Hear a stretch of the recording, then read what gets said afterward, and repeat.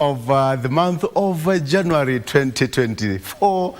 Welcome to the program. It's exactly 6:31. It's Monday, the 29th of January. I'm excited. Do you know why I'm excited? Because it's another day, it's another week, and we are here to give you the best of the show in Kenya. Asante sana for always waking up with us every single day on GMK here on KBC Channel 1. Right now, okay, a lot happened over the weekend, and I just want us today to take a look into what really happened, more so in the political arena. The Mount Kenya politics is still raging on, all right? We all know what happened over the last weekend. That's on Friday, to be precise. The court rulings, that's another blow to the Kenya Kwanza government. But the president said while on his tour in Meru County that he will continue this project nonetheless. So today I just want to take a look at really what are some of the options that we need to explore. Even you as a Kenyan, what are some of the basic laws that you need? FKE and other workers' bodies have also warned workers that they should not go ahead and deduct the housing levy as was being done initially. So what are some of the options do we have to the government, to the employers, and you as Wanjiku, who is a taxpayer? A lot to be covered later on in the program. That is on Eye on Politics. I have got an amazing team, so please stay with us. Msichana Wandegwa, yeah, she's called Vivian. Good morning. A very good morning to you, Victor. And I don't know what you ate this morning because your energy is just on a whole different level. Have to be happy. I wish they saw you before we went on air. A very good morning to each and every one of you who is tuned in on the show. As Victor has mentioned, it is the last Monday of January. January is almost coming to a close. I hope that your year has started off well. I hope that you are ready to take on this year, because I know I am. Well, today being a Monday, we will be having Family Check, and I am sure you saw the events that went down on Saturday morning from 10 a.m. whereby we had women take to the streets as they were just talking about the fact that we should stop being killed. Us as women should stop being killed. The hashtag that was trending was hashtag end femicide KE and hashtag stop killing us. And not just women were on the streets, we had some men as well as children on the streets for that. The streets of Nairobi, the streets of Turkana, the streets of Nyeri, the streets of Mombasa, and the streets of Kilifi, just to mention those ones. And today on Family Check, we will be shedding light on the family setup that exposes people to gender-based violence and just how to curb that. Where are we going wrong and what should be done in order to ensure that all lives matter? Be sure to join me later on as I will be having this conversation with Pastor Wilson Gedenji. Right now, Mike Migwe, how's your morning? My morning is excellent. I am thankful that I get to see another Monday here on Good Morning Kenya. Welcome to the show. My name is Mike Megu, and today on Transformative Leaders, we'll be looking at investing more in infrastructure and its impact on livelihood. What are the opportunities that people can invest when it comes to infrastructure? We look at the state of infrastructure in the country. It's just a snippet of what we are going to look at this morning. And in studio, I will be joined by Engineer Shama Kiteme, who is a civil engineer, civil and structural engineer. You want to tune into that conversation. Right about now, Marie, good morning. A very good morning to all of you, and to you back at home. Always a pleasure to have you join us. You are just in time for the Good Morning Kenya show. I'm Marie Yambo, and in the news this morning, Prime Cabinet Secretary, that is Musalia Mudavadi, urges Kenyans to exercise patience as the government works to lower the cost of living. This as opposition leaders rubbish the government promises. And mysterious death in Makueni as a Form 1 student dies 10 days after reporting to school. While this and more coming up, including the sports news. But right now, I want to begin with security matters, where Deputy President Rigathi Gachagua has called for enhanced collaboration between East African states in tackling security challenges. The Deputy President, who was officially opening a regional security meeting dubbed Mashariki Cooperation Conference in Mombasa, further stated that the region was still facing organized crimes, including trafficking in humans, especially children, drugs, counterfeit goods, corruption, and money laundering, and wildlife trophies, among others. Giverson Minor begins our news this morning. Deputy President Rigathi Gachagua on Sunday opened the Mashariki Cooperation Conference in Mombasa, a regional meeting of top intelligence and security chiefs from the East African nations. While calling for collaboration between and among the nations, the Deputy President said cooperation will be key in resolving regional insecurity, especially in the member states facing armed internal conflicts and terrorism. The changing landscape of security demands that we seek and enhance partnership networks beyond our borders. Indeed, security is a national, transnational, and international issue which must be tackled with corresponding interventions.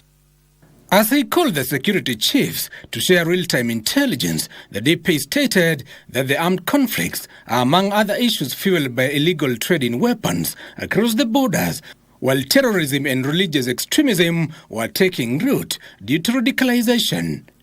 He added that the member nations must invest in technology as crimes have gone high-tech and therefore more complicated. While more resources are required in integration of artificial intelligence into security operations, we have no option but to invest for better outcomes.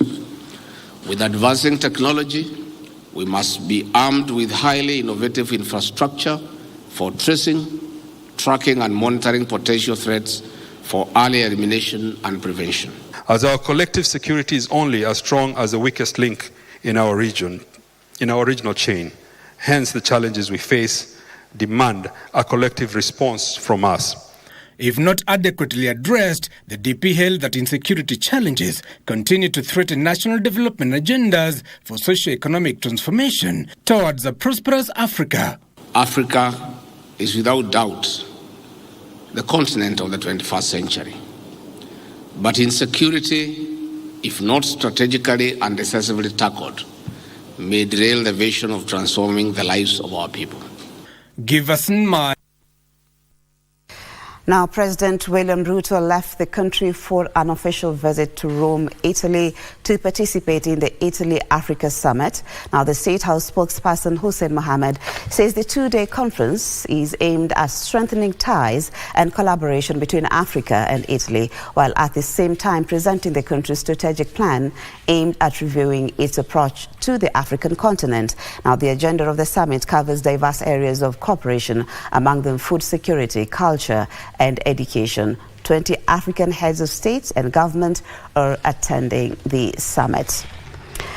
Now, moving on, Kiharu Member of Parliament Ndindi Nyoro has maintained that the government is and will remain apolitical in distribution of resources across the country. Now, speaking during a church fundraiser in Nyakach, that is in Kisumu County, the Budget and Appropriation Committee chair said agriculture, education remained a top priority for the Kenya Kwanza administration. Let's get more details on that.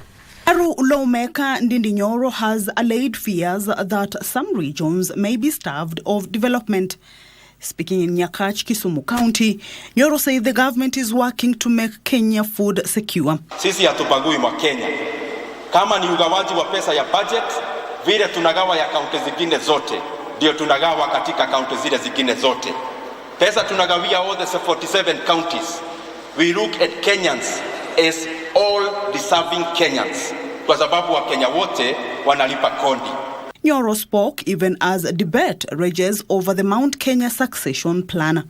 Wale wako na vita na vitina kidogo kidogo ya pesa 8, tunawaambia shetani afanya nini?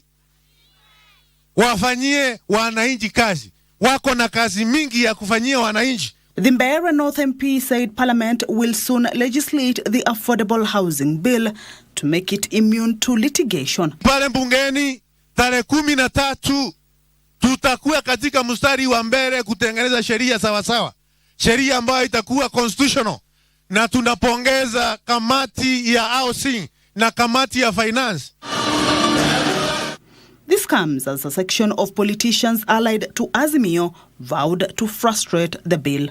Wenye tutapiga no, hata wakitushinda, na we will make sure we do roll call voting so that you see your member of parliament. What is affordable about that house? And I'm saying with authority, so mimi ni mtu wa mjengo, mimi ni mtu, I'm an architect.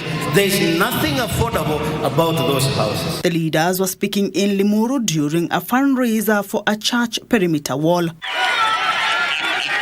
And Mavoko MP Patrick Makau has called on the government to retrain competency-based curriculum teachers, saying there are notable gaps in the new curriculum. Mashule yetu, mumeona watoto hapa wanasema au ni wa junior secondary school. Na ukiangalia hiyo curriculum ya CBC, bado walimu hawajapata masomo mwafaka ya kufunza hawa watoto. He spoke when he handed over a school bus to the Chumbi Secondary School. Kamcha Menza reporting there. Now, Prime Cabinet Secretary Musalia Mudavadi has urged Kenyans to exercise patience as the government continues exploring strategies to improve and bring down the high cost of living. Now, acknowledging that times were tough for Kenyans, Mudavadi said the government is seeking comprehensive and sustainable partnerships in areas of trade and investments that will help unlock the potential of the Kenyan market to the outside world. He made the remarks when he represented President William Ruto at a Thanksgiving prayer service held at the new St. Michael and All Angels Cathedral grounds in Bondo, Siaya County.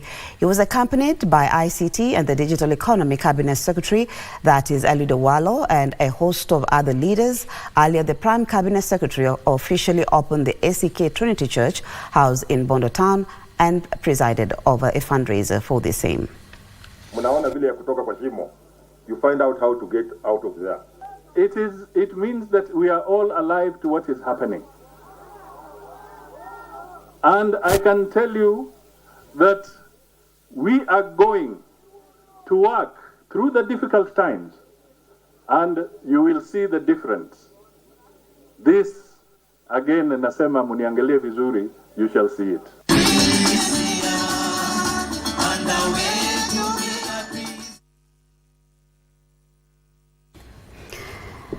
Now, Clement Nyangacha is a true example of the adage, a leader knows the way, goes the way, and shows the way.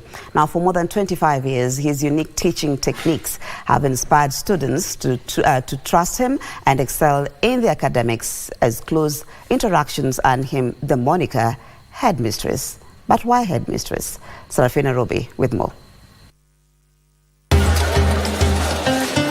The sun is high, the air is crisp, and the boys at Kibirigo High School in Nyamira County are in queue, ready for their lunchtime meal. In the hustle and bustle is a gentleman in a white apron serving students a delectable that's to last them for the afternoon. A close look and we realize he's not the cook, but the school principal, Clement Nyangacha. Why, we ask? When you connect with people at a point where there is food, it changes their perspective. It changes even their thinking. There is no time they'll ever try to do something that is negative or something that's negative or that's something that is harmful towards you. And even when I serve them, I tell them, this hand that is serving you, it's a blessed hand. But this hand can also do what? Can also curse. So these boys really get excited. The father of two has been serving his students meals besides teaching English and literature. His journey as a school principal began after graduating as a teacher from Kenyatta University, then went to Isena Girls Secondary School in Kisii County. There were no classes and the students were very few. I inherited 8 students in Form 1 and there were 22 students in Form 2. And I remember by the year 2005, I had already done some building out of school savings. So by the time I left that school in December 2010, we had 251 girls, out of whom at least 150 were boarders. His legacy as a principal lives on in 5 schools he has been to as principal, which include Isena Girls, Regina PAG Secondary School, Sameta Boys High School, Ugenya Boys High School, and now Kibirigo Boys High School in Nyamira County, where he's 1 month short of a year. So I set out in 2022 with the teachers. I told them now that we have achieved a mean of 9 in 2021. We have achieved 100% transition. There is something that we've not achieved, and we had to go for it. That's how we mentored students with an aim of ensuring that they score a plane. He notes the difference between boys and girls' schools. Because at times I could be called Mr. Headmistress. These girls, even if we had madams, whenever they had all their problems, inner problems that they are supposed to share with females, they were sharing those problems with me. His deputy, James Ogari, is short of words in describing his senior. One of his strengths that I've seen is more closer to students, I think, which also really assisted in nurturing the strong boys to the extent of getting the airplane. He's more closer to students, he engages them more. Again, he knows many students. He's somebody who is very social in nature. In his nature is that he's very social. Nyangacha, who studied at Maji Mazuri Secondary School and was the only student in his school who made it university in 1981, says the experience has taught him humility and how to deal with young people and elevate them to achieving their goals and aspirations. Serafina Robi for KBC Channel 1. Quite an inspiring story there. Let's move on now. And a family from Kitengela, Kajiado County is seeking justice following the mysterious death of their kin. Emmanuel Karimi, a student at Kilungu Boys High School, Makueni County, died on the evening of 25th of January, and events leading to his demise are unclear. Now, according to Joshua Kaimenyi, his son had no medical concerns and was full of energy when he took him to the school for enrollment in Form 1 on the 15th of January. The family is protesting how the school handled the matter, saying Emmanuel's body had already been moved to the Kilungu Sub-County Hospital mortuary when they were called. Now, the school's principal, Geoffrey Mwema, maintains Emmanuel was alive when he was rushed to the facility, while the hospital's management says the student was already dead. Now, the body has been moved to the Chiromo mortuary for post-mortem. The student complained of stomach ache. He requested one of his classmates to take him to the toilet. On their way back, the boy fainted. Principal immediately informed me, and I appointed one of the teachers to rush him to the hospital. By that time, the boy was conscious. The boy in question, Emmanuel Kirimi, was brought in on the 25th of January at around midday. He was brought in as a body. He was dead on arrival. Kuwa akigonjeka, sikuambiwa kama mzazi. Kitu ya pili, mtoto ni wangu ameaga, na sikuambiwa nikuje kuona mtoto wangu, lakini walichukua nafasi ya kuchukua mtoto mpaka wakamweka kwa mochari. So hii shule ni chunguzwe tujue what is going on. Na ile kitu tunaomba, tuko na uchungu kama familia, tunaomba justice ifanyike kwa Emmanuel. Indeed, condolences to the family. Now, a poverty-stricken widow from Kakamega County who was allegedly disowned by her family is pleading for good Samaritans to come to her rescue. 48-year-old Catherine Akasa, who has been forced to find shelter in a makeshift house, was sent away by her in-laws from Emusali, Malenya, that is in Ikolomani, after her husband died. Now, the situation worsened as her family's house at her maiden home was demolished after both her parents died. This is all that the 48-year-old widow, Catherine Akasa, calls home. a makeshift structure made with polythene bags as walls and roofing material donated by a Good Samaritan here at Burimbuli village in Shinyalu. Sasa wakati nimekaa naangaika tu, hata kula kwangu ni shida. Mwaka huu niliamua tu mimi niwe nikikaa hapa. Nilikuwa nakuja tunakaa hapa kwa kaburi, hata watu wakipita wanasema hao wamama hao wasasi wamekuwa matefola hapa. Mimi nakaa tu kwa hivi nalala hapa. Ndio mama mmoja akaniambia nikaenda mama mmoja nikamwambia nisaidie hii makaratasi ya simiti. Nilikuwa nataka nifunike hiyo choo niwe nikilala hapo. Ndio kuangalia hivi akasema wacha nikupe hii makaratasi. Akasa's woes began when her husband died in 2020. Thereafter her in-laws sent her packing. Na nikawa nakaa kwa nyumba ya mama hii, nikapata amefanya nini? Alikuja akapomoa nyumba ya ndugu yangu mkubwa na bafu na choo. Mtata yangu na vile alipomoa akatoka tena akaruti Nairobi. Vile alisikia nimeruti hata na mtoto hapa. Tena akaja akanifukuza kwa nyumba kwa ghafla tu hata bila kuchua, akaanza kupomoa nyumba. Her children are struggling to make ends meet in Nairobi, but even as she finds shelter here in Kakamega County, her life is in danger owing to her isolation. Ni vizuri Mungu akiwa na mpango ya usaidizi asaidiwe, sababu anaishi kweli, hata amenaona ni maisha ya hatari. Akichengewa zizani kama anaweza kuja kupomoa tena. Akasa is pleading for help. Her neighbors too hope there will be light at the end of the tunnel so she can restart her life. Away from that, now residents living along River Nyamindi in Gishugu have urged the government to install dikes or net barriers along the riverbanks to avert further tragedies. Now, more than 20 lives have been lost due to drowning in the first flowing Rocky River over the last year. Now, the urgency for the protective measures comes after a recent incident where a 17-year-old boy drowned and his body was retrieved from the river 22 days later. This river, despite its captivating appearance, whispers the haunting reminders of the lives it has claimed, the recent case being of a 17-year-old Form 3 boy, Moremi, who drowned and his body retrieved from the river 22 days later. The residents emphasized the perilous nature of the river, stating that the high speed of the water leaves minimal chances of survival when someone accidentally falls in.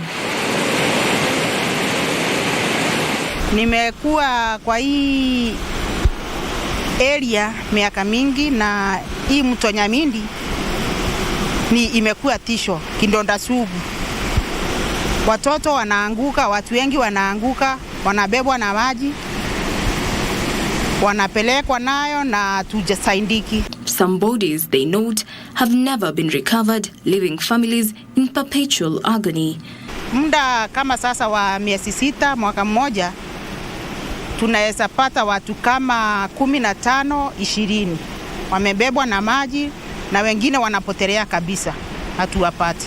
The residents are now demanding the government intervention, urging for the installation of barriers along the deep and rocky river. They further called for the county government to train local divers to respond promptly to such incidents. Tuwe na watu kama 2 watatu wa hii area wa divers wetu wa Kirinyaga, kwa sababu kama tungekuwa na wetu wa hapa wakati kijana alianguka wangekuja daily na labda Muremi angekuwa amepatikana. Tumeongea na gavana Mombi wa Igoro wa Kirinyaga, na hiyo ni mipango iko tunapanga vile tutakuwa na divers hapa Kirinyaga, kwa sababu hii mto ya Kirinyaga tuko na Nyamindi, tuko na Viva na imebemba watu wengi sana. River Nyamindi in the past has been used by criminals to throw bodies, especially near Nyamindi Bridge along Embu-Mwea Highway. The residents are hopeful that these initiatives will spare them the prolonged agony of searching for the bodies of their loved ones. Jacqueline Masharia for KBC Channel 1.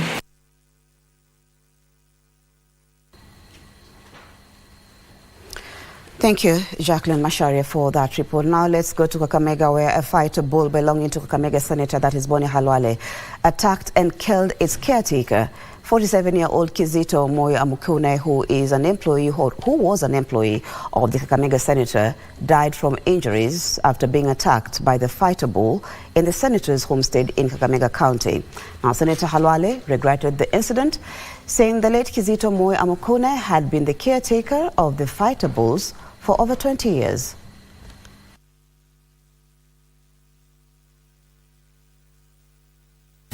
Inaonekana bull ilimvamia ikamshinda na nguvu, na kwa sababu alikuwa huko peke yake na sisi tulikuwa huko juu kwa nyumba, hatujui kama alitoa mlio, hatujui, lakini bull imempatia multiple injuries kwa kichwa, kwa shingo, kwa mgongo na kwa matako na kwa tumbo. Amekuwa kwa hii boma yangu kama kayateka wa ndume zangu za bullfighting zaidi ya miaka 20. He came here like a small boy. He has worked very well. Hii accident imefanyika.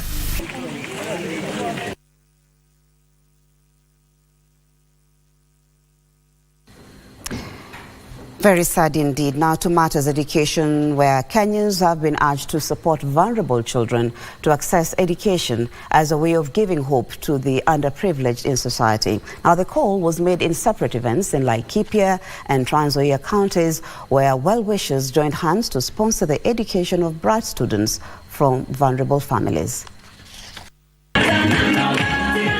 Old students from Mugumo, Ndemu and Tetu primary schools have come together under the Waume Foundation to inspire young learners from various primary schools in Umande Ward, Laikipia County. The foundation chairman Wilson Wahome said that the initiative was started to ensure equal education opportunities for children in the area. Sisi kila mwaka hufanya prize giving hapa shule 4 called the Mugumo cluster, na nia yake ni kumotivate na kufanya vijana watoto wa shule waweze kutia juhudi, waweze ku motivated and inspired, ndio wajue pia hao kuna tumaini. Top performers in last year's Kenya Certificate of Primary Education from the 3 schools were awarded, with the foundation committing to pay their school fees. Elsewhere, Kenyans have been eyed to support vulnerable children access education. During a celebration ceremony for graduates in different higher learning institutions sponsored by Fishers of Men Ministry, the founder Bishop Joshua Ngao noted majority of bright children from underprivileged families are missing out on education opportunities. Education is the key of life, and without education, these children, when they get education, they are going to be able to change their lives. The beneficiaries expressed gratitude for the support, appealing for more Kenyans and charitable institutions to sponsor other children in need of academic support.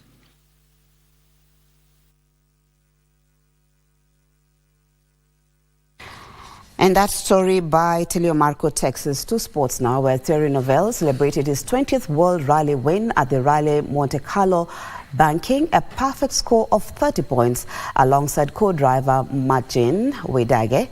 Now the Hyundai i20N star opened his 2024 FIA World Rally Championship title bid with a sublime performance in the French Alps, mastering the ice-patched mountain roads to head Toyota Gazoo racing rival Sebastian Ogier by 16.1 seconds. Neuville shrugged aside early engine issues before launching an attack on Saturday, overtaking both Ogier and his GR Yaris teammate Elfyn Evans to storm into the lead with a slender 3.3 seconds advantage. A clean sweep of fastest times in Sunday's final leg cemented his position ahead of the 9-time Rally Monte Carlo winner Ogier and Evans. Ot Tanak placed 4th, while Adrian Formax finished 5th. Round 2 of the WRC takes place on the 15th to the 18th of February in Sweden. To win that rally, and with the speed we have, we managed really well, and we were the boss this weekend. For Rally Monte Carlo, we let them soak up this moment because it really isn't too long before they're into preparation mode for the very next event. There's never long enough to quite cherish the win. Well, and that's where we end the bulletin this morning. Thank you so much for your time. My name is Marie Ambo. Coming up next is People and Politics with Victor Olo.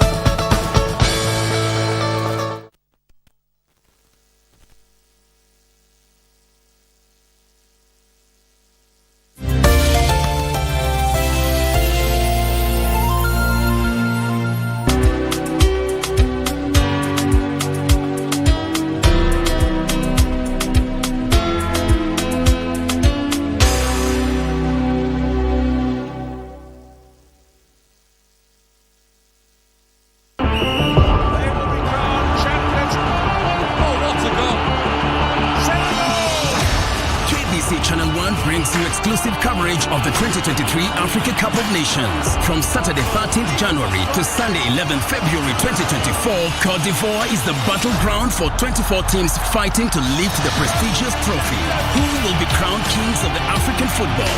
Watch all the action and rubble only on KBC Channel 1, your true sports partner.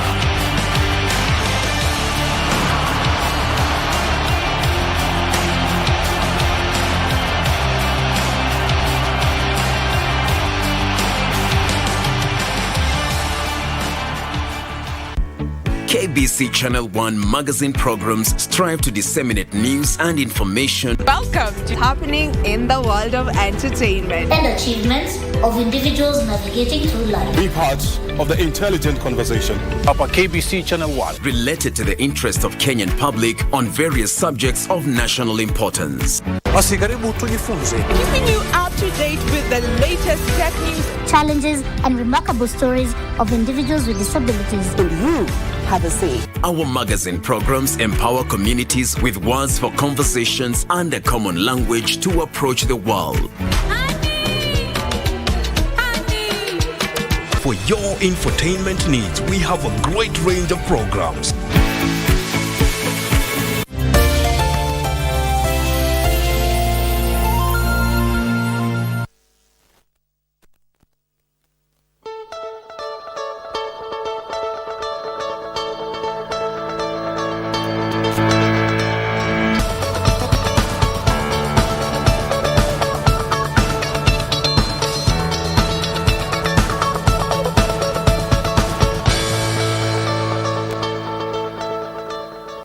Perfect. Welcome back. It's now time for us to get into another segment that is now taking a look at what's really happened in the political segment over the last weekend and what we should expect in this coming week. All right. But before that, as always, I will take you through the traffic very quickly before you leave the house. Let me give you a quick tour of our major cities across the country, starting with Nairobi, of course. Let me start with the capital city here. If you are in Nairobi, this is a situation, this is what you're waking up to this particular day, 29th day of January 2024. Thika Road not looking so good as that this particular point. Yes, this is where we are at this particular point of the morning. That is Thika Road, already a mess all the way from KCA University, all the way coming to Mbagad, that is Pangani interchange there, Muthaiga. That is Muthaiga interchange where the problem is. And it extends all the way to past Utali Hotel there and all the way to KCA University. And I'm so sure shortly it will get to probably Outer Ring. And I'm not trying to speculate on that. Okay, and that's spilling over to Kiambu Road. Kiambu Road, again, moving slightly past the golf course there. That is the Muthaiga Golf Club, but the entire stretch is already a mess.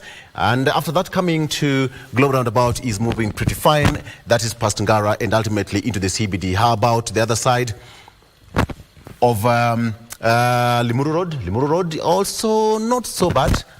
Bit of some traffic here at around City Park there, City Park Market, I think because of the construction work happening there, but after that it's moving as you come into the CBD, the western circuit of the city, moving pretty fine. All the way from Kangemi, ABC Place, the only problem we can see around here is most probably this is the entrance and exit of the expressway. It's not so looking. That is the situation here. As you come towards, this is the problem around after Brookside Grove there. Today, Westlands is not okay. Something must be amiss.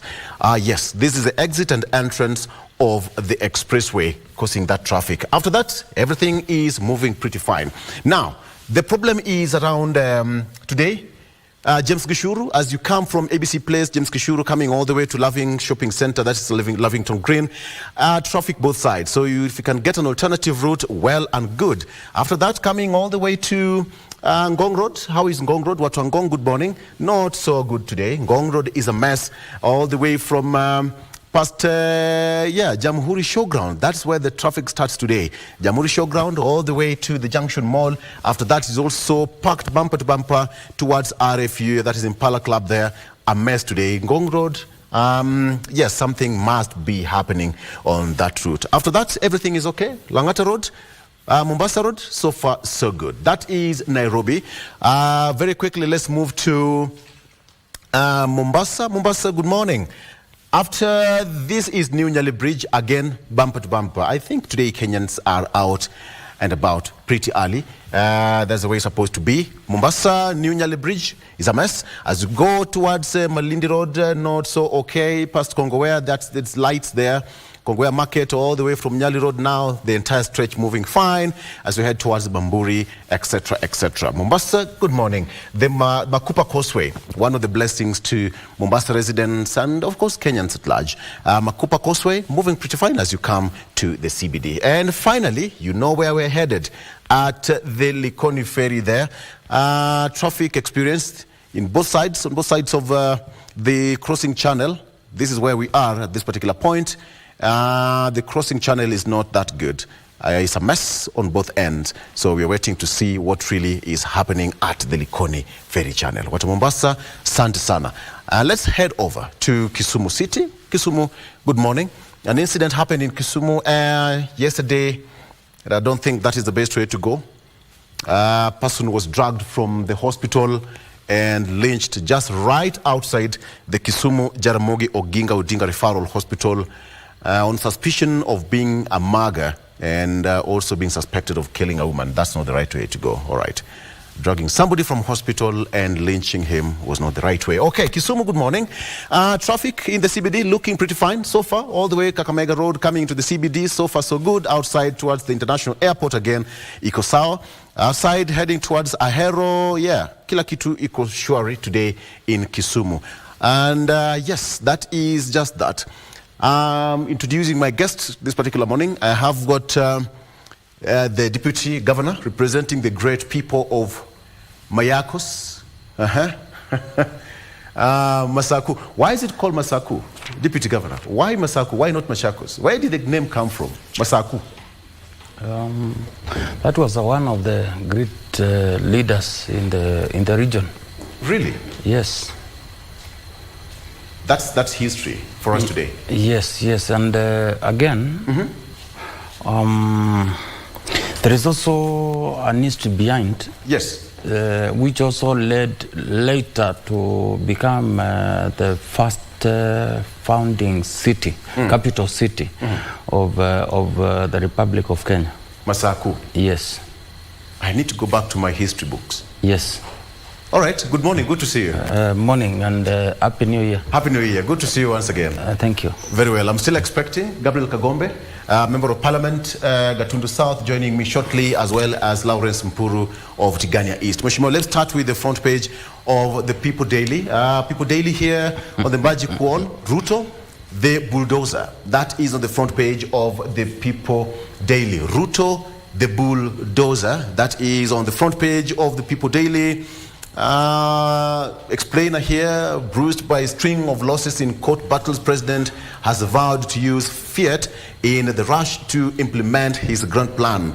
Perceived the judiciary as vexing irritant. That is on the front page of the People Daily. There we have it again. We have still 131 students, 31 yet to report to Form 1 in the latest admission to Form 1, 131,000 yet to report to Form 1. Officials making transfer to trace the learners believed to have been delayed by lack of school fees, teen pregnancies, displacement, or child marriages. These are some of the contributing factors. We have got two headlines here which are quite heavy today. Again, here on the front page, alarm over youths joining Al-Shabaab. That's on page 6. You can take a look at that. Kenya receives 64.8 billion shillings foreign exchange. That is what's there. So let's take a look at the two headlines here making the headlines. 131,000 yet to report to Form 1, as well as Ruto the bulldozer. On the front page of the People Daily. Deputy Governor, what do you make of this headline? Of course, the explainer is that he's on the warpath with the judiciary of a string of losses, as explained here by the People Daily. What do you make of this headline? The president of any republic, any country, is a symbol of unity. Is one who should be promoting rule of law. Is the one who should be leading the country, or now to observe anything that comes from our courts. So I think that title, that topic, is as a result of maybe that perception that our president will force his way other than following what has come out of our courts. And it is very important to receive, to observe court decisions. It's very important. Yes, because people might play around, but what will come out of it after all that kind of talk will not be a good thing for the country. Yes. Okay. We have got 131 students yet to report to Form 1. This is a staggering number. This is a huge number. Yes, actually it is 131,000 yes. and 854 by yesterday night. I think that is a huge number. We need to go back and see when President Kibaki introduced free primary education. What was the magic? Because the transition was almost 100%. Later came the immediate former administration. We saw the late CS Education. He was leading that transition process of mobbing out all the students from wherever they are to get them to school. I think two issues comes up here. One is the economic times. Yeah. I think parents are feeling the pinch of being affected economic-wise. Number two is we need as a country to come up with a policy that will ensure free basic education. And I think that will help greatly. Three, I think we need also to see how are we going to feed our schools, whether ECD, whether primary or secondary, even universities. I think we need to rethink our strategy in education. Yeah. Yes. Because as per the explainer here, data from the Ministry of Education shows that 1.2 million, 68,185,000 out of 1.4 million who sat the 2023 Kenya Certificate of Primary Education, or 91%, have so far reported to various categories of schools as at January 26th. And then it says that another 5,723 opted to join vocational institutions, while 161 are reportedly deceased. 169 are deceased. So more boys than girls have joined vocational institutions. The numbers currently standing at 3,128 and 2,595 respectively. Kajiado has the lowest number of admissions at 64%, followed by Narok at 72% and then Isiolo at 77%, while Kilifi has 79% admissions to secondary schools. I'm not seeing Machakos here. You're doing well. We are not doing well at all. Yesterday, Yes. I came across 2 students. One is I'm going to assist her join one of the national schools we have around Machakos Girls. That student had no hope at all. And there's many. Actually, it is only that story did not, maybe whoever was considering it did not factor Machakos. But I can tell you there are many students out there who have not reported to school. Yeah. Another one is going to report to Kangundo School this morning, immediately after here. Those are students I committed yesterday to assist, and I called a few friends so that we ensure they report to school. And the issue is sustainability, but God will help as we progress to see what we are going to do. That's why I'm advocating. There is no region, there is no country that has transformed, that has developed without putting education into the center of our program. Kenya must rethink the basic education in this country. It has to be financed by the government for us to ensure we achieve what we want to achieve. And I can see your county is doing well. Other counties that have reported an over 90% admissions include Bomet, Busia, Embu, Homa Bay, Kericho, oh, my county, okay, Kericho, Kiambu, Kirinyaga, Kisii, Kitui, Lamu, yours truly, Machakos, Makueni, Meru, Migori, Nandi, Uasin Gishu, and finally Muranga. So you've done 90% of admission in your county. Perhaps, do you have county's bursary scheme? Yes, but it is never enough. Because, you know, ours is only ECD. The primary, secondary, and above, that is not us. But sometimes we get involved because of the suffering of the people who fought it for us. So we have it, yes, but it is not enough. Yes, bearing in mind there are so much issues affecting devolution in this country. Late delivery, release of the funds, also the process of even giving that bursary. Yes. So there are challenges, but I can tell you it is never enough.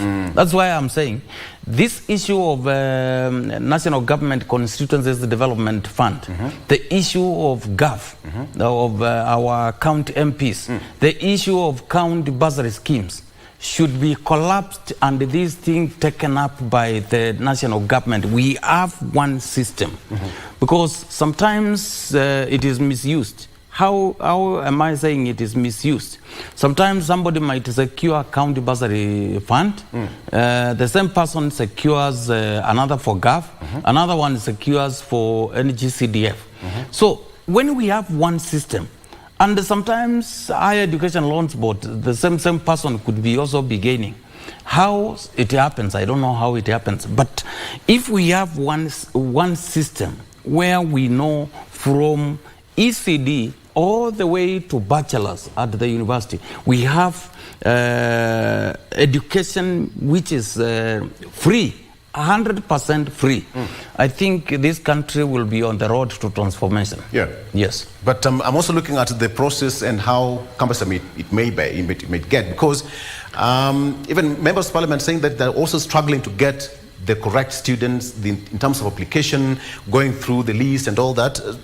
The hiccups, what you're talking about, probably might be one of the challenges. DG, let's cross over to what you have on the front page of the Daily Nation. There you have it. Daily Nation, let me just expand that a bit. Daily Nation, again, talk of bursaries, and here we are, bursary scandal. Bursary scandal. That is on the front page of the Daily Nation. That is bursary scandal.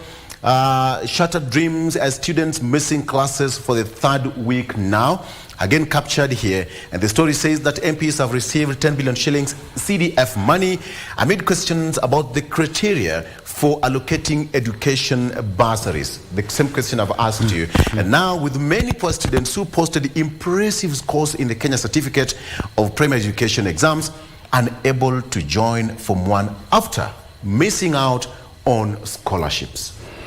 It's a worrying trend. It's a worrying trend. But then again, still capturing here. Yes, you correctly said it. 131,854 students still languishing at home. Where are they? And who will get them to school? The ministry said that they are going to do whatever possible to make sure that they get to school. The question is, where are they? You correctly mentioned President Mwai Kibaki. There was that aspect of 100% transition.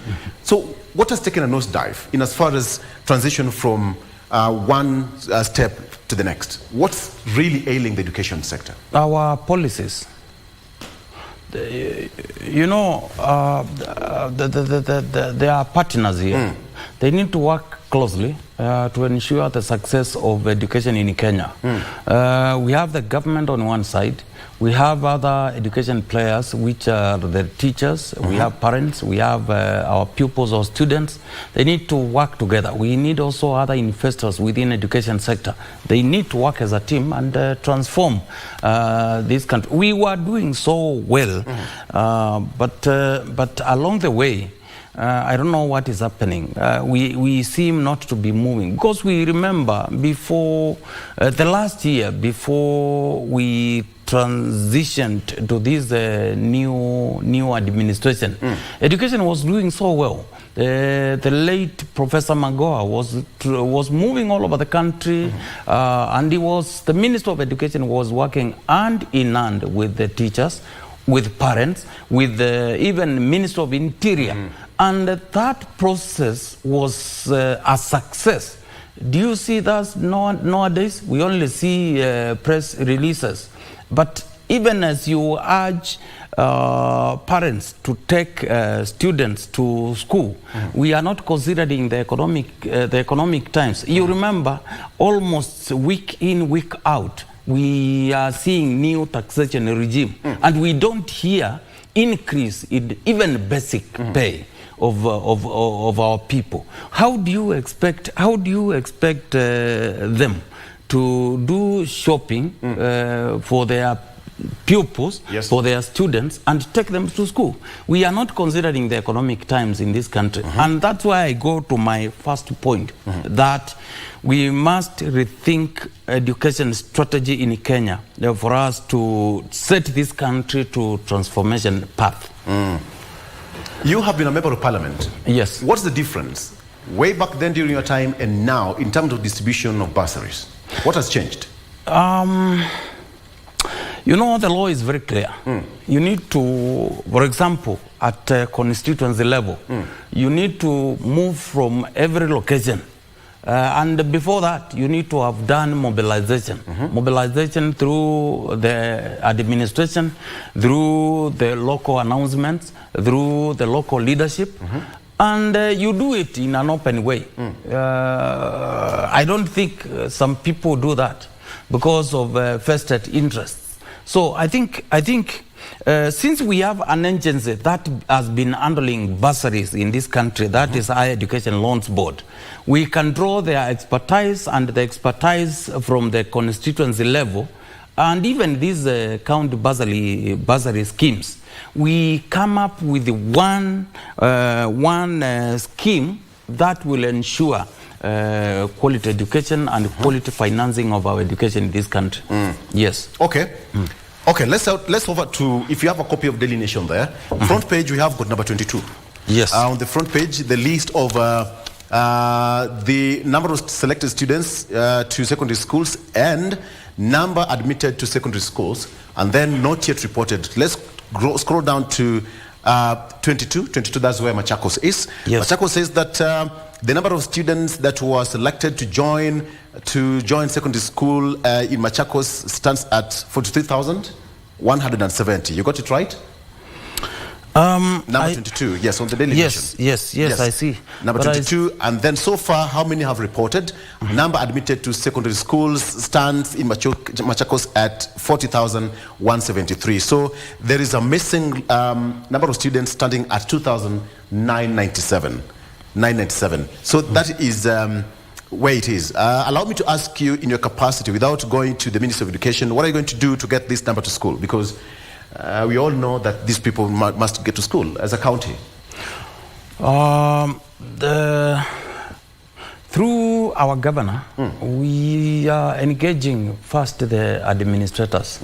We have also our admins up to village level. These are the people these are the leadership we will work with. Yes. To ensure we get these students to school. This is a very big number for a single county. Yes. Almost 3,000. That is a very huge number. This 3,000, 2,997. Yes, and even those who might not be wishing to go to secondary schools, we have our technical institutes. Yeah. We have also our TVETs.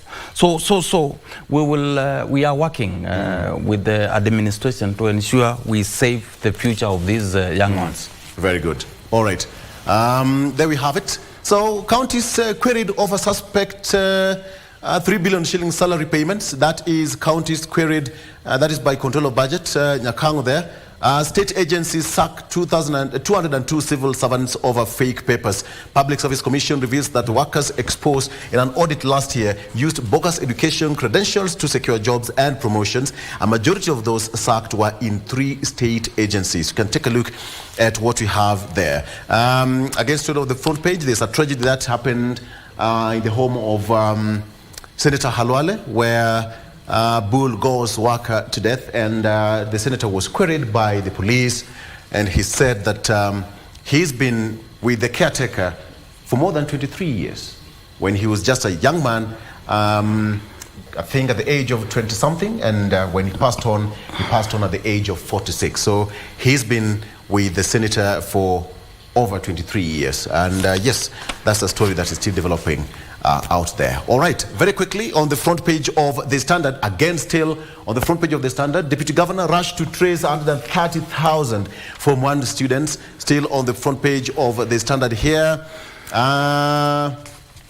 Government has issued a directive that the more than 100,000 learners who failed to report to secondary school be tracked, but the students and their parents say they just do not have money to take them to school. The biggest equalizer here is money. What is Bello Kipsang saying? Bello Kipsang is the Education Principal Secretary. Our children should not be subjected to discrimination when looking for bursaries because they are innocent people who have nothing to do with politics. This is what's on the front page of the Standard newspaper. Again, still making on the front page, you are being played, Jubilee tells Gachagua. Another story that has been on the front page for quite a number of days, probably 2 weeks now.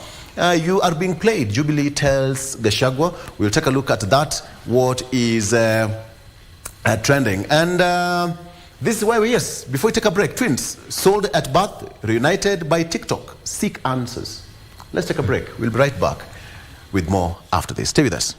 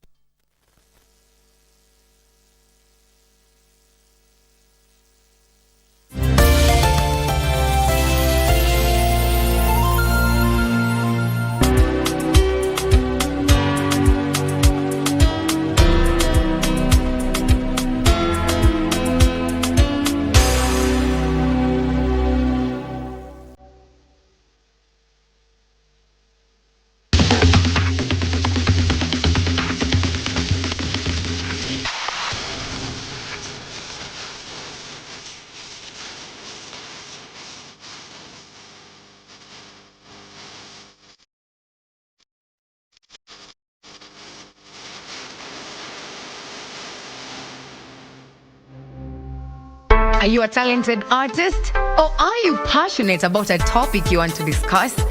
But money can be very hard to find for an upcoming artist. Don't worry, Studio Mashinani has got your back. Sign up on ajira.co.ke to book a session with our music and video producers across the country. Work on your music, jingles, spoken words, and even podcasts to realize your dream. All for free. Studio Mashinani, Radani Talent.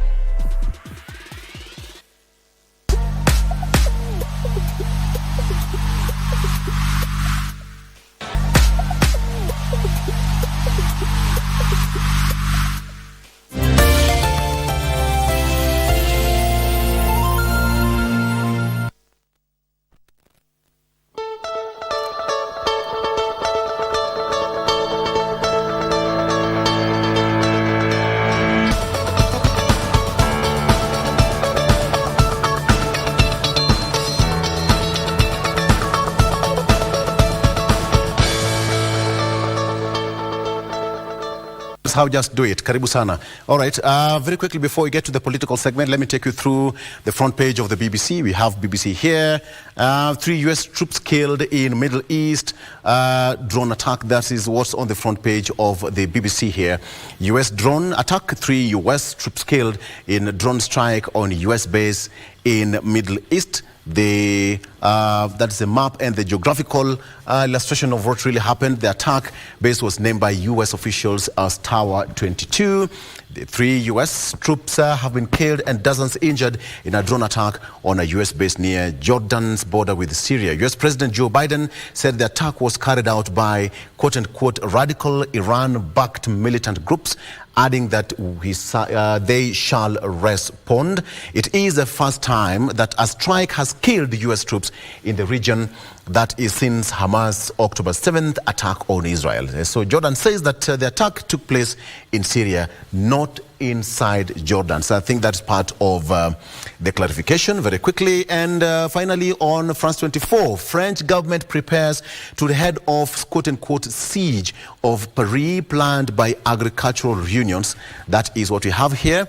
On French government prepares to head off siege of Paris planned by agricultural unions. France government says that on Sunday it was making plans to avoid any blockage of routes around the French capital as agricultural unions prepared to mount quote-unquote a siege of Paris, part of efforts to pressure the government to meet the demands on pay, taxes and regulations. Dijikumbe atuko pabaya sana. It's also happening to to our neighbors across the border. Yes. Yeah? Cries all over. The issue of taxes and regulations affecting France as well. Yes. All right. So that is what we have here on France 24. Okay. If you're a supporter of Africa Cup of Nations, yesterday night was a dramatic one.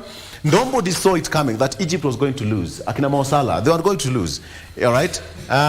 So Nigeria proceeding to round of 16.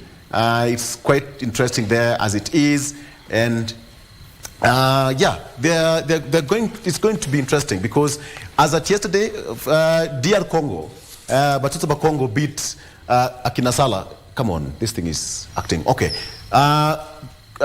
Egypt was edged out on penalties. That is 8-7 after 1-1 draw. And then Equatorial Guinea also. Guinea advanced after beating Equatorial Guinea 1-0. And yes, on Saturday, so many red cards here. Actually, Egypt got a red card here. Equatorial Guinea also received a red card. That was yesterday. Nigeria edged out Cameroon 2-0. That's on Saturday.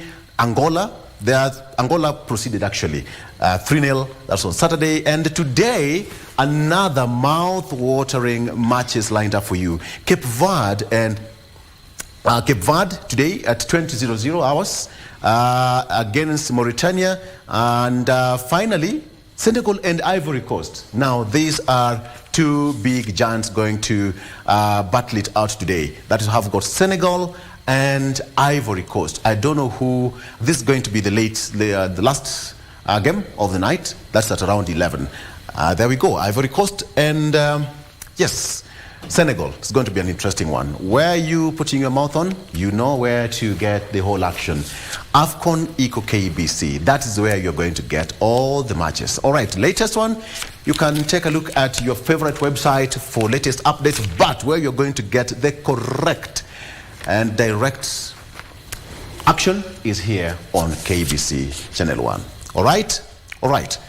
DG, the story here on the Standard says that Uhuru allies claim Ruto behind political divisions in Mount Kenya. Leaders claim that political divisions in Mount Kenya are ploy to deny the region's bargaining power, and push for a political vehicle for region was started last week by UDA Senator.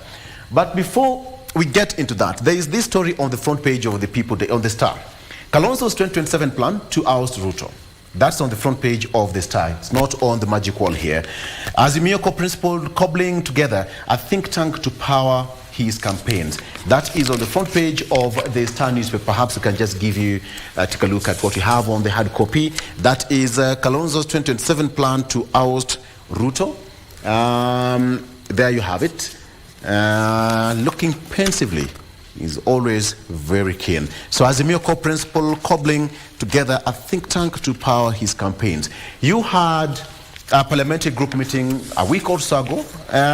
Was this part of the resolutions during the PG, the next meeting that you had, DG?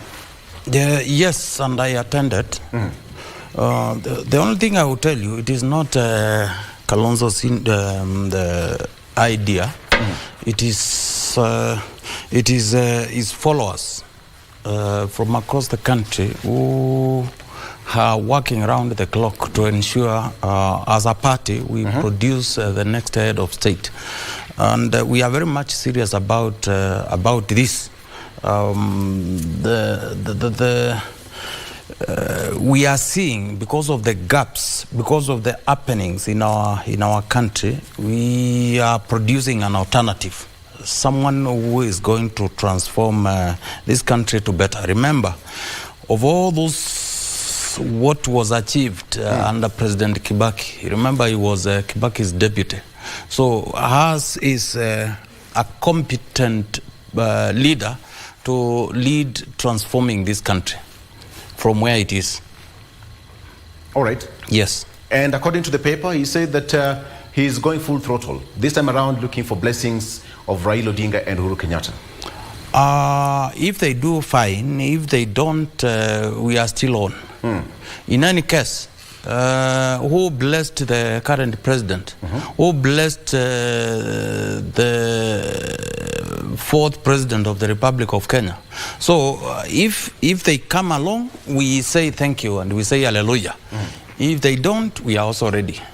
Yes. What is it with the early preparations, the tactic behind it? They say you fail to plan, you are planning to fail. So the earliest bird catches the worm. So in this case, we have the experience in Kenya that if I take you back before 2002, remember the Serena breakfast of the three, the late Kijana Wamalwa, the late President Emilio Mwai Kibaki, and the Charity Ngilu. Even when it came to opposing of the constitution, you saw what Raila and the team started early, sensitizing Kenyans, sometimes misleading, and everyone knows the story. We know even the current administration what they did early enough. The immediate former president Uhuru Kenyatta is on record saying immediately they were sworn in, somebody ran out to go and start looking for a hold for a seat. Did it bear fruits? Yes, it did. So there is everything in preparation, early preparation and good preparation. All right. Yes. I'm getting a message here from Gabriel Kagombe, that is a member of Parliament of Gatundu South. The traffic situation, perhaps if I can just take you back, he's stuck on Thika Road here. And he said that he wishes he had security outrider, like he's watching online. He's mentioned somebody whom I don't want to mention. You know, I think Mheshimiwa Hivi is watching me, my friend. Yeah. My friend. He's watching. Mheshimiwa. He said, I wish I had an outrider like somebody. No, I think he is trying to... What he's trying to justify is being late. Yes. And it is not a question of the jam. It is he needs to have woken up by 5. By 3 a.m. And ensure he moved early. So that's not fair. Yes. Yes. So he's stuck around here. I don't know exactly where, but the traffic situation along Thika Road is... And I said it, that at some point we're going to go past GSU headquarters and Outer Ring. And here we have it. It's gone up to around Garden City. So, Gigi Kagombe, pole pole, if you can do live Zoom, well and good. But since tunaendelea tu, all right. But Victor, yes, there is also something else. As a country, any Nairobi City County governor, any president of the republic who will come up with a strategy to do away with all roundabouts within our cities, within our towns, I'm sure he will do justice to this country. If we did not have all these roundabouts we are seeing around, yes, and it is doable, it has been done elsewhere, I can tell you we can be the most attractive country to do business on top of our high taxation regime that we have at the moment.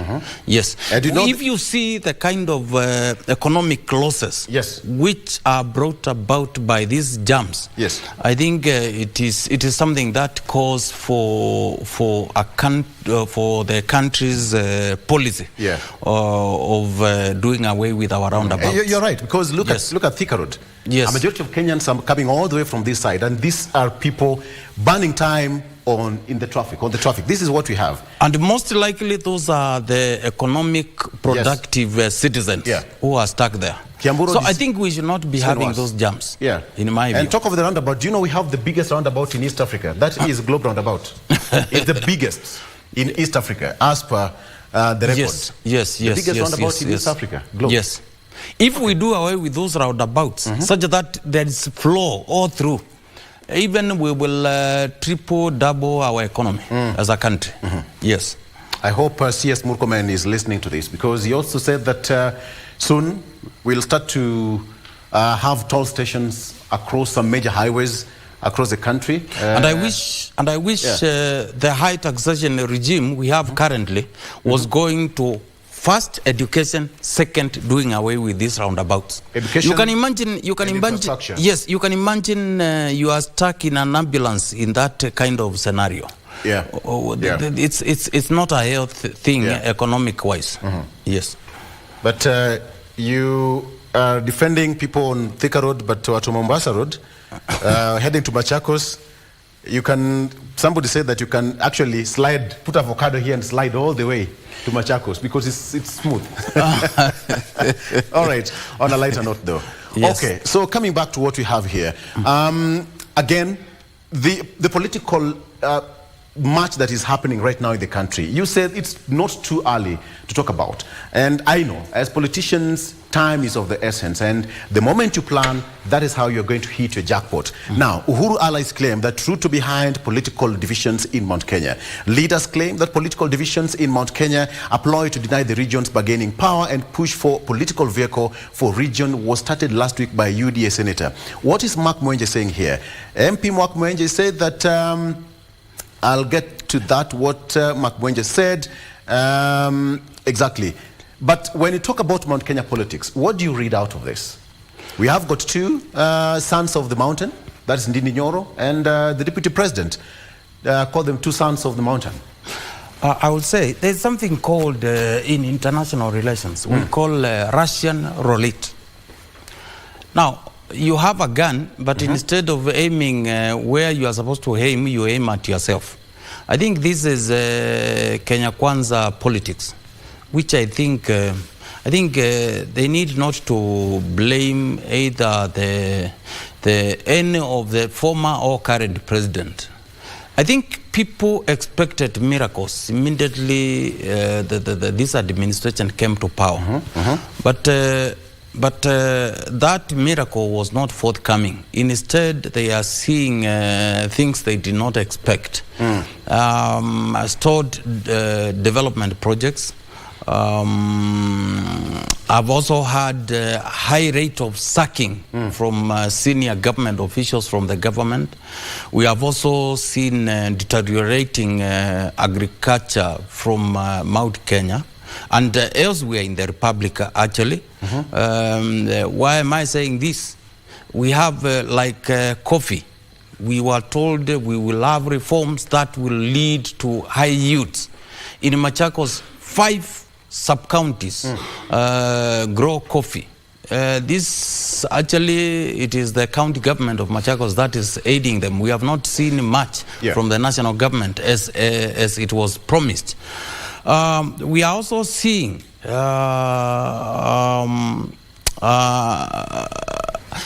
issue of Ndindi Nyoro. 1.5 years after the general election, I think, bearing in mind, we are expecting the current leadership, the current president, deputy, and prime cabinet secretary, to also run in the next election.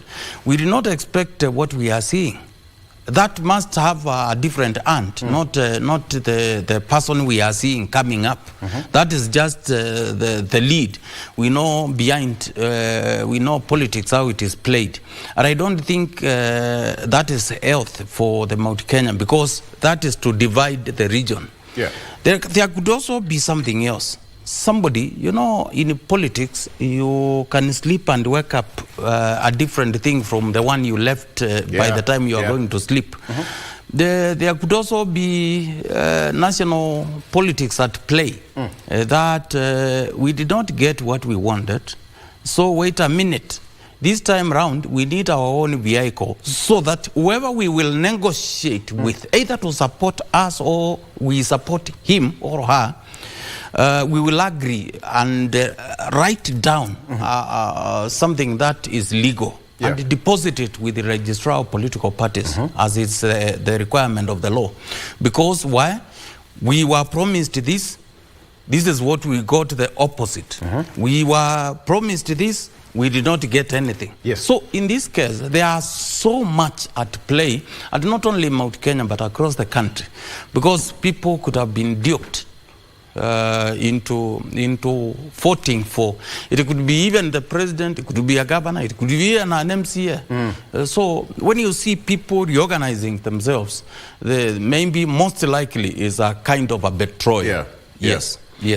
Also, don't also rule out future preparation. Hii mambo ni kujipanga. But then tuliambiwa hivyo.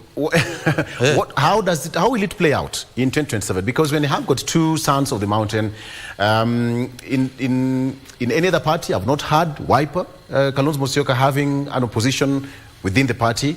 And this is what Mark Mwenje said. Mark Mwenje is a member of parliament of Embakasi West, and he said that he is the minority whip. Mark Mwenje said that Jubilee Deputy Organizing Secretary General Pauline Njoroge, as well as Mark Mwenje, said that and more than 10 former elected leaders said that Mount Kenya stands to suffer under Kenya Kwanza administration, and there is need to establish unity of purpose. There is also something else that has come to my mind after you have read that. You know, Mark Mwenje is an opposition person. So it could also be out to get a piece of Mount Kenya to his side. And that could also be another way. But I will tell you for sure, because I'm one person who traverses, I'm not an office person. Kenyans are suffering. Kenyans are currently suffering. I hope a miracle would come from somewhere. But if we continue the way we are continuing, Kenya Kwanza will be the most unpopular political organization in this country come 2027. Unless something happens. Kenyans are truly suffering. I think there is something else that has not been highlighted in our both national and even these FM or regional media stations. People are committing suicide. Why? Because of life challenges. So we must come up with a strategy to address the cost of living in this country. So I think as much as we are talking politics, I'm sure there is more than what we are reading. Yeah. Yes. Yeah. All right, DG, let's cross over and see what happened last week. Still on the front page of the People Daily, this is what we have. Ruto the bulldozer. We all know the rulings that happened last week on Friday. That's on the housing levy and the case of Haiti, which was filed by Third Way Alliance party leader, that is Daktari Ekuru Aukot. Bruised by a string of losses in court battles, President has vowed to use fiat in the rush to implement his grand plan. And now he perceives the judiciary as a vexing irritant. That is a story on page 4 of the People Daily. Let me just cross over to page 4. I'll get it very quickly. But what do you make of that on the front page of the People Daily? First and foremost, the issue of President of Kenya being above the law, I think that is something we need to do away with. Such that even when he is in the president, he can be held to account. Number two, even when he leaves the office, we can follow, the country can follow up and ensure he is held to account for things that he committed when he was in the office. I think this issue of being unable to be prosecuted while in office might lead some people to push the head of state to do certain things which are not aligned with the law. So that is one. Number two, when a court makes a decision and you push against it, what are you telling the country? That thing has a number of effects. One, anyone serious thinking of investing in Kenya will not. Why? That is a country that does not abide by the law. Number two, even our standing internationally will come down drastically because we are perceived to be a lawless country. Number three, how are you going to tell someone else if, for example, as a deputy governor, I cannot adhere to the rule of law? How will I advocate for Machakos County residents to follow the law? So in this, I mean, the Kenya Kwanza administration should follow the law, should follow the court decisions. The issue of engaging judiciary, yes, but follow the law. Any court decision must be adhered to. And if you have a problem with, there is a laid down procedures on how to go about these things. If Justice Mwangangi here is perceived to be corrupt, assemble that evidence, take it to where it should, and I'm sure it will be addressed. We have seen judges being kicked out of their works. This is not unique. Taking a whole institution of judiciary out there to political rallies is not a solution. But I'm saying that is not to say we do not have challenges affecting any institution, judiciary included in this country. But we need to follow up the laid down requirements so that we can address those challenges. So in this case, the president, the bulldozer, is as a result of that perception of him taking on the judiciary publicly, and also that perception is not going to abide, to adhere, to follow what comes out of our judiciary. All right. Which I think it is a very big danger to this country. Mbere's South Member of Parliament, that is Godfrey Ruku, said something, and perhaps you can just take a look at what he said yesterday in his constituency. Wako na vita na vitina kidogo kidogo ya pesa 8. Tunawaambia shetani afanya nini? Wafanyie wananchi kazi. Wako na kazi mingi ya kufanyia wananchi The Mbeere North MP said Parliament will soon legislate the affordable housing bill to make it immune to litigation. Pale bungeni tarehe 13 tutakuwa katika mstari wa mbele kutengeneza sheria sawa. Sheria ambayo itakuwa constitutional, na tunapongeza kamati ya housing na kamati ya finance. This comes as a section of politicians allied to Azimio vowed to frustrate the bill. Wenye tutapiga no, hata wakitushinda, na we will make sure we do roll call voting so that you see your member of parliament. What is affordable about that house? And I'm saying with authority, so mimi ni mtu wa mjengo, mimi ni mtu, I'm an architect. There is nothing affordable about those houses. The leaders were speaking in Limuru during a fundraiser for a church perimeter wall. There is nothing affordable about those houses, but with specific reference is that Mbeere South Member of Parliament, Godfrey Ruku, who said that on 15th they are going to move to Parliament to legislate about that issue and make it a law. DG, what do you make of that? I think the whole message is we follow the law. The members of parliament from either side of the political formation are speaking one thing. And let's differentiate politics from facts. Those leaders are talking politics. What I'm concerned is instead of saying we want now to make it legal, why did you not do it early enough before you started taking money from Kenyans? So I think we need to do anything that we do as leaders, as Kenyans. We need to follow the law. We need to adhere to what comes, any court decision. It's very important to note. Yeah. Whether when it comes to parliament it will be supported or not, that is not the issue. The issue now is we follow the law. Remember, all these leaders, is it MCS, is it deputy governors, is it our members of parliament, is it the president and his deputy, all of us took oath of office. Part of that was to uphold. And I think somebody should go to court to some of these people talking out there saying they will defy the what comes out of the court. You are going against the oath that you took. And I think you could as well quit. It is not a must you be a deputy governor or an MCA. Go home.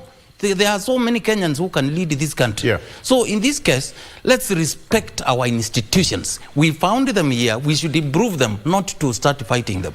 I find it no good reason to do the kind of things we are doing. Let me get your mind out of this. The court said that the collection of the housing levy is supposed to be stopped. Yes. But the public participation is still ongoing. No. We go by what court is saying. Let those who are doing what they are doing, let them continue. Once they finish and it is legal, we continue from there. We start from there. But for now, there is a decision to stop. Anybody who is collecting these funds, you will be held to account one day, one time as an individual. William Ruto and Kenya Kwanza will have gone home that time. You will be left alone to battle it out in court. So I want to warn public officers, you might be pushed to do these illegal things, but when the time comes, it is you to be held to account. Yes. So in this case, what I'm telling Kenya Kwanza, you took oath of office to uphold and protect, defend the Constitution. Is that what they are doing? No. Let's take a break. I'm trying to get Godfrey Ruku, that member of parliament, to give us a phone link on what we should be expecting. And as far as that's concerned, he said that on 15th they are going to go to parliament to legislate and make it a law. The court said that it's illegal collection of the housing levy. That was the decision that was rendered last week by the court. Let's take a break. We'll be right back with more. Stay with us.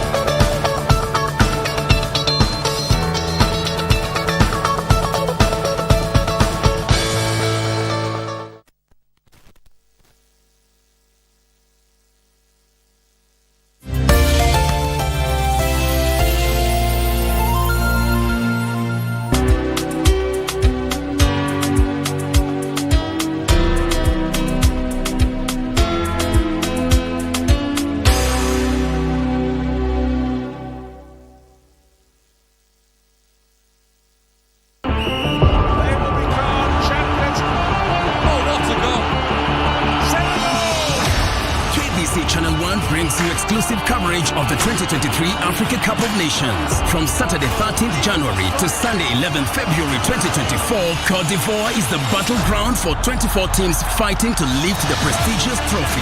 Who will be crowned kings of the African football? Watch all the action and revel only on KBC Channel 1, your true sports partner.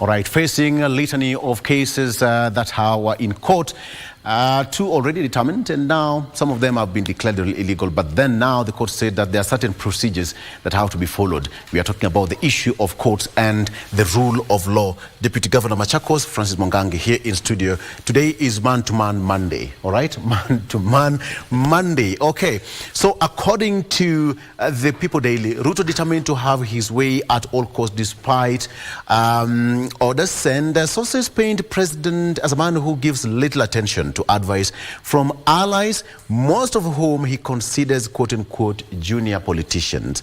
And this is it. His profile, sources painted the picture of not actually giving little attention to junior politicians serving at his pleasure, and that is, according to them, the major headache with the loss of cases such as the housing levy and the aborted police mission to Haiti has a huge financial implications for administration desperately looking for cash to finance debt and implement projects at the heart of Kenya Kwanza development. DG, there is something that I'm picking from here, that despite there is that case of I'm again with that. The government desperately looking for money to settle debts. Here, the cases of the debt is what now the president is now facing. What do you make of that? Could that be hitting below the belt, so to speak? Well, partly it could, and I'm saying it could. But I also think it is more than that. In this country, every day we are reminded what has been legally set aside for counties. But we have never been told what has the country collected, what has come from development partners, what has been given to Kenya, at the totals and how it has been used. So without that information, we cannot say that statement could be true, because it is those who are implementing who knows the facts. I wish and hope we will be as transparent and so quick, as much as we are talking about what has been allocated to counties. We should not be told what has remained with the national government, how it has been used, and then also address the challenges of mismanagement and the corruption involved. So in this case, that statement could be true, that statement could also be misleading. All right. When you listen to what the court said, the issue of collection of the levies will have to stop at this particular point. So what next for the government? Where will the government get the money to fund the projects? Because going against the court orders is again illegal. So what next for the national government? The national government is collecting funds. It is not true. our courts have stopped collection of taxes. The government has been collecting taxes, and the court is specific on a specific matter that was illegally introduced.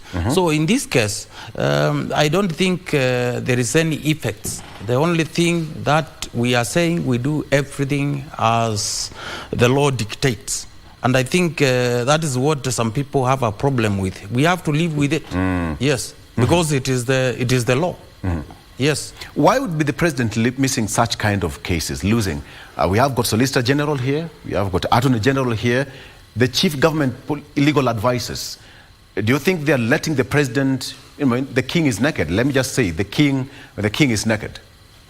I have 3-4 points. One, maybe they were not consulted when these things were taking place. Maybe they were not involved, or they gave their opinion and it was ignored, or somebody somewhere felt they just exist to be seen or to follow what is being done at the executive level, or they are weak, or the least one could be maybe they are not fully supporting the government, because you expect such cases to be fought in court. But even before you go to court, why do an illegal thing so that you can go and fight in courts? I think it is good. Always we do the legal bit first, then we go forward to implement.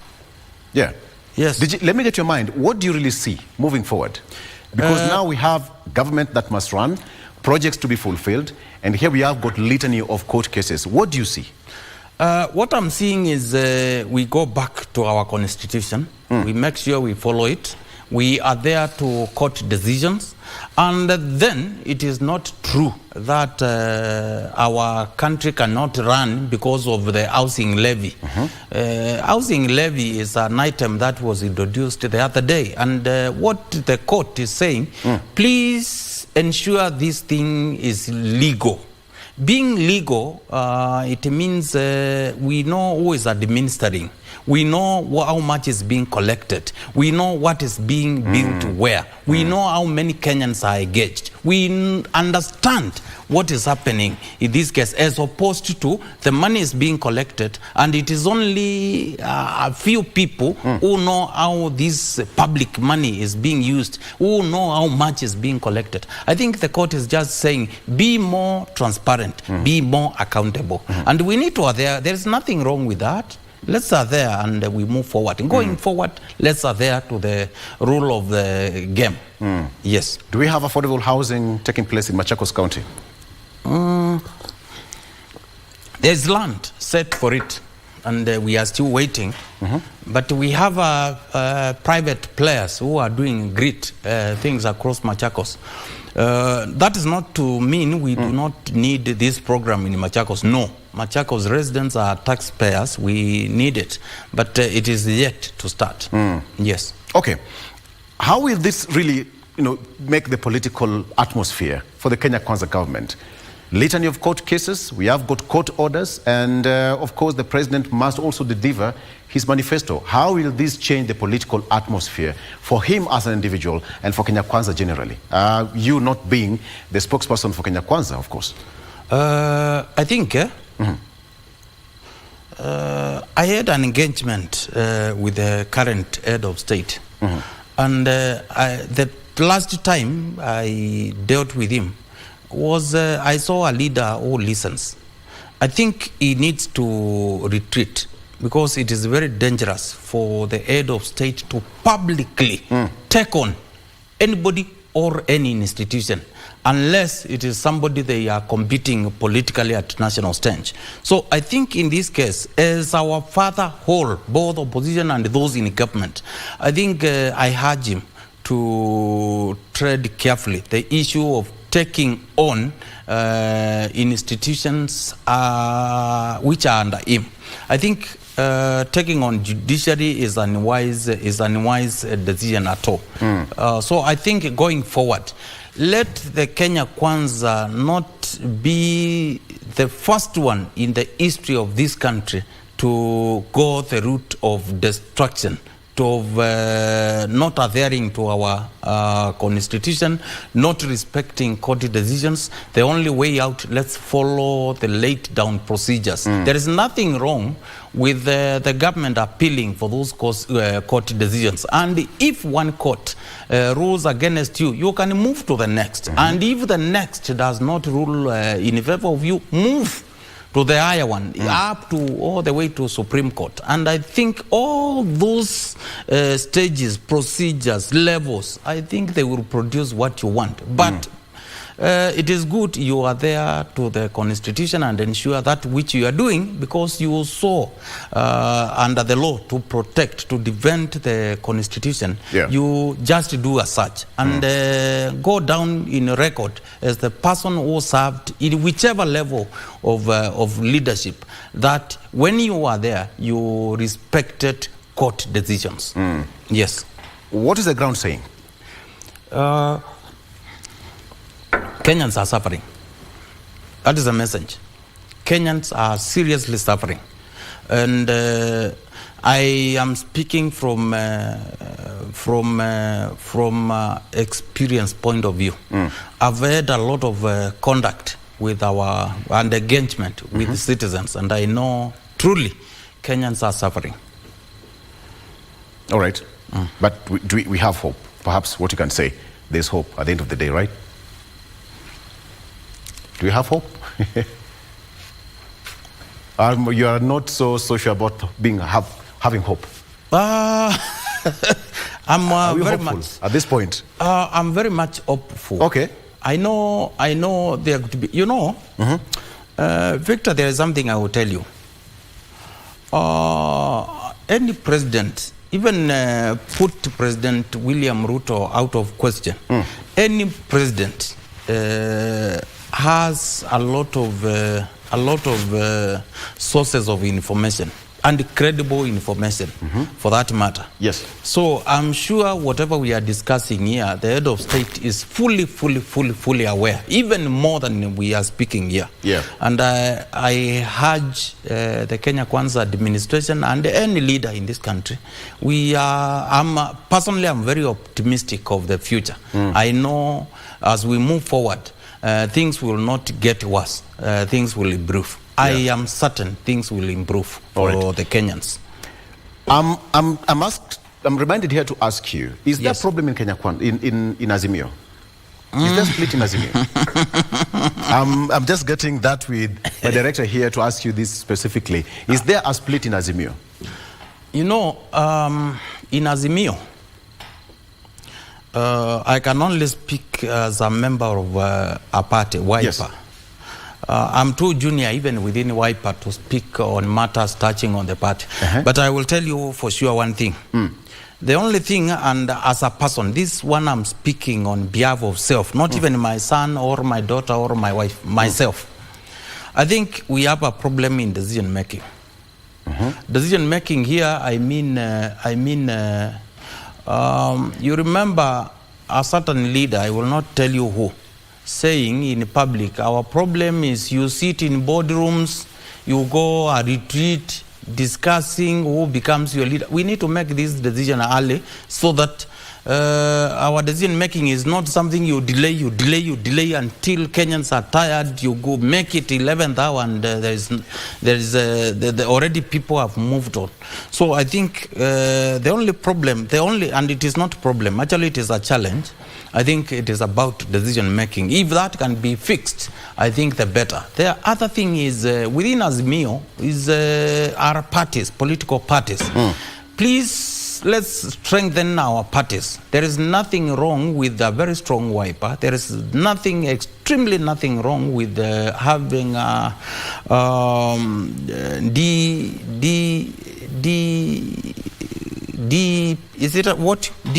DAK.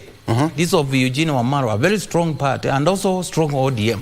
So let people go out there, recruit, do party elections to strengthen the individual political entities within the Azimio.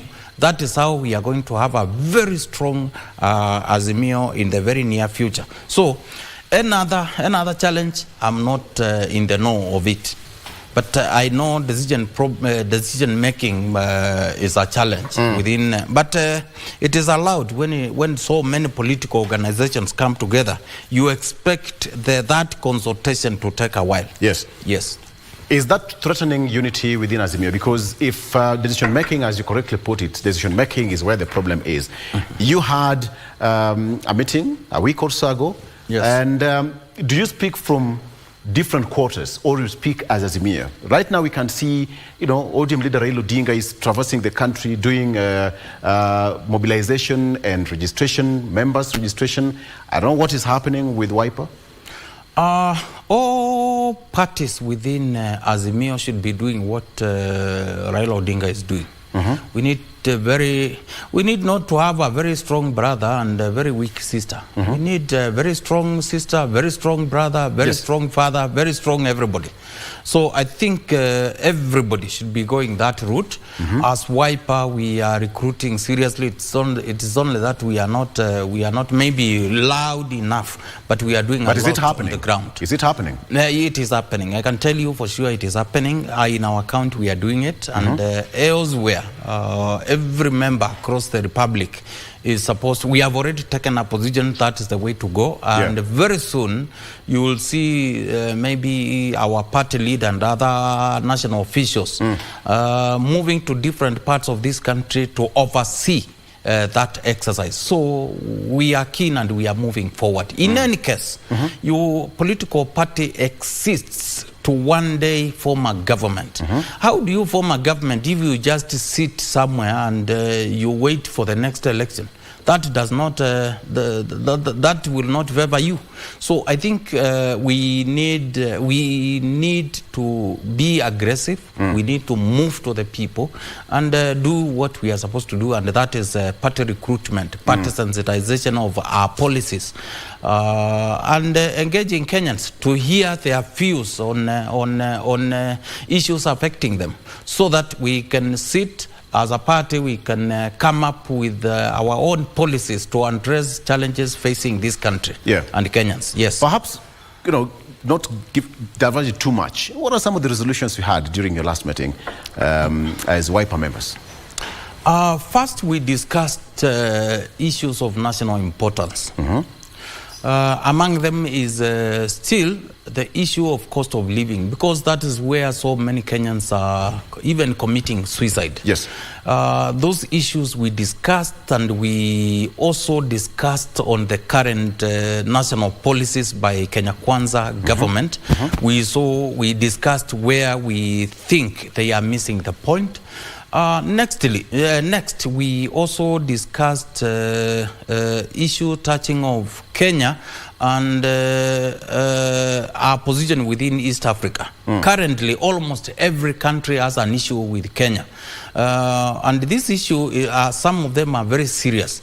When you hear a whole senior national government ministers talking of a certain country being smaller than a county in Kenya, that is a shame to us. When you hear our colleague within East Africa taking us to East African court, that is not something that is very positive. When you hear in Tanzania here, the way they are talking about us is not very positive. When you see DRC and you hear some of the sentiments that are coming up, that is not the Kenya that we are used to.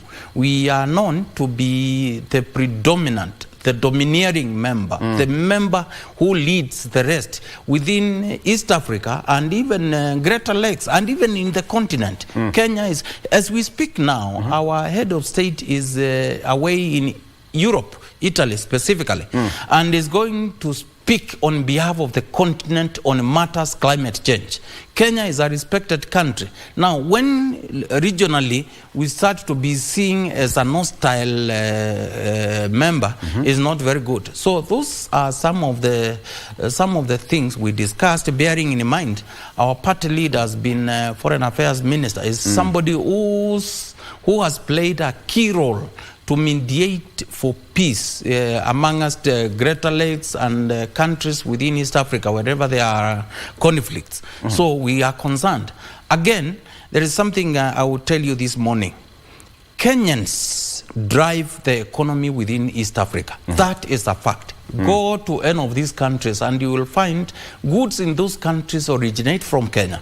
Major managers, corporate managers in companies within those countries, majority of them are Kenyans. So, and we have seen how expansive our companies, some of our companies are growing within the region and beyond the region. So when Kenya at national level looks like it is like we are becoming hostile to our colleagues within the region, it means we are threatening all that. So we are concerned as a responsible political organization, and all those matters we discussed, and we even issued press about those issues. But by and large, we are a political organization that is people-centered. We only look at those which concern Kenyans. Yes. Okay, a quick one. Is Wiper going to go it all alone come 2027? Currently, all the members forming Azimio are busy strengthening themselves. Wiper is part of that.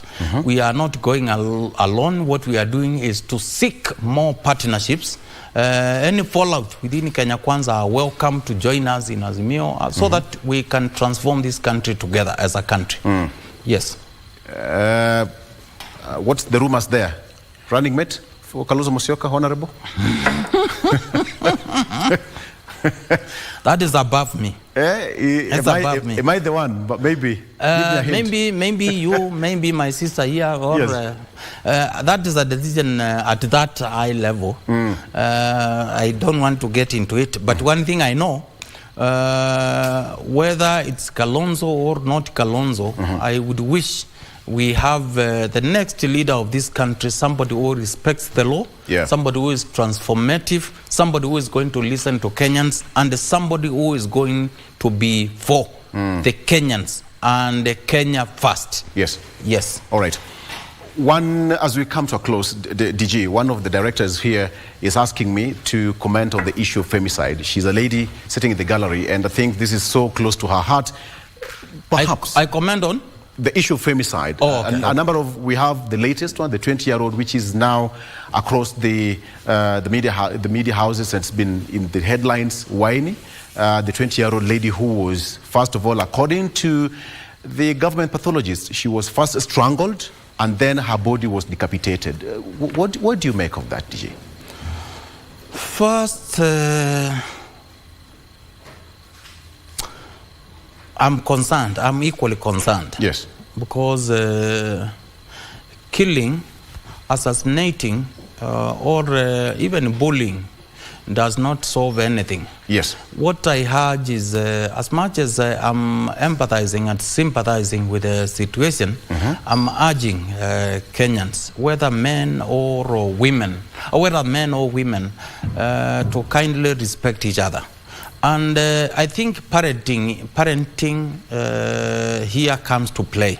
Issue of guidance and counseling. I think as we grow up, we used to be told what is the role of a man, how a man should behave as a leader of a family, as all these things. I think our religious organizations, I think our we parents, I think we the guardians and the leaders, I think we need to take back our role of guiding the young ones as they grow up, so that some of these cases can also be dealt at that level. We build a whole person who understands, respect his or her role in society.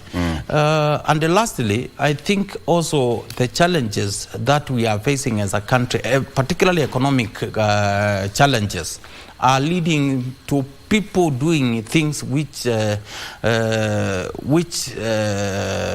I can say are punitive in nature. So I think it is a whole thing that needs to be addressed at societal level, at the religious level, at even the family level, so that we have a whole growing person who respects others. Absolutely. Yes. All right. Of course, that issue raised a lot of concern, and civil society and even some pressure groups had a demonstration within the city center here of Nairobi over the weekend to just put more pressure on the society, on the opinion leaders, and even the security agencies to ensure that femicide stops. It's now one too many. All right, we are coming to a close. But before then, DG, AFCON, KBC, today we have got two great matches. Let me get your bet. Kama wewe ni mwekezaji, you know, AFCON iko KBC. So today we have Cape Verde and Mauritania at 20-0. Who do you put your money on, Cape Verde or Mauritania? If you're a fan of AFCON, here we have them.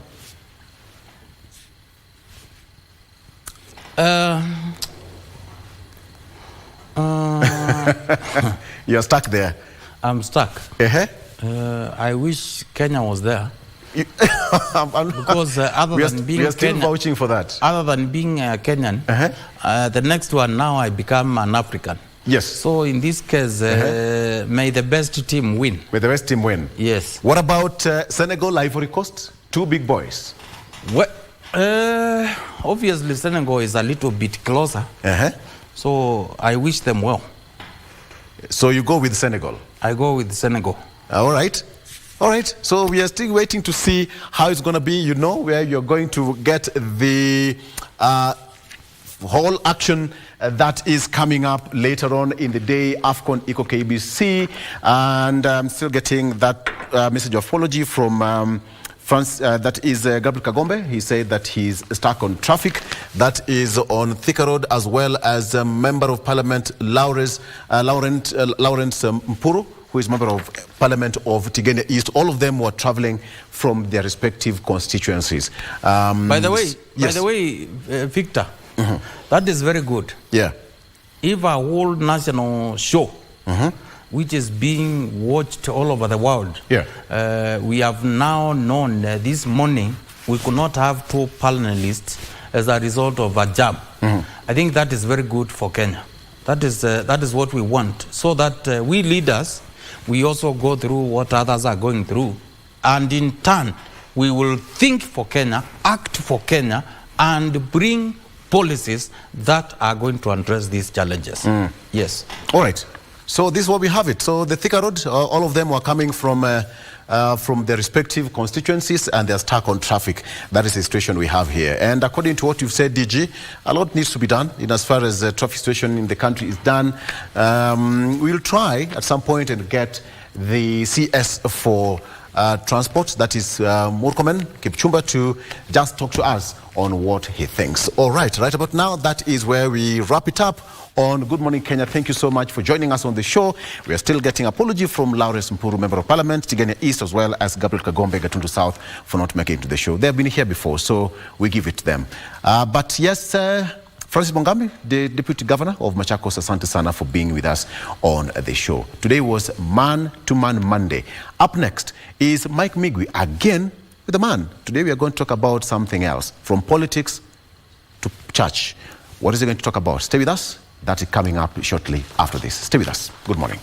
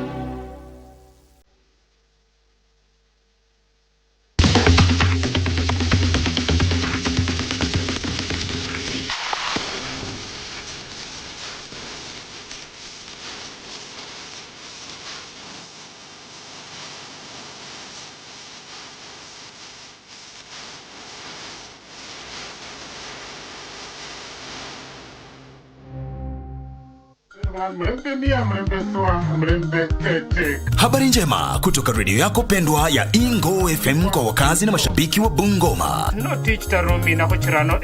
Sasa Ingo FM inasikika Ingo Bungoma kupitia masafa ya 103.5 FM. Sikiliza na uchangie, burudika ukifurahia uhondo wa kipekee kwa lugha ya nyumbani. Awamu ya Baraga UCC, natural sweetness. Kadhalika, tegea Ingo FM ukiwa maeneo ya Kakamega, Busia, Vihiga na Trans Nzoia kupitia 101.5 FM. Isenikoli omwana wa kwendo mkhana wa imoni dalano mbonyala kunanga KK. Ingo FM, ininginingi ye Mwitala.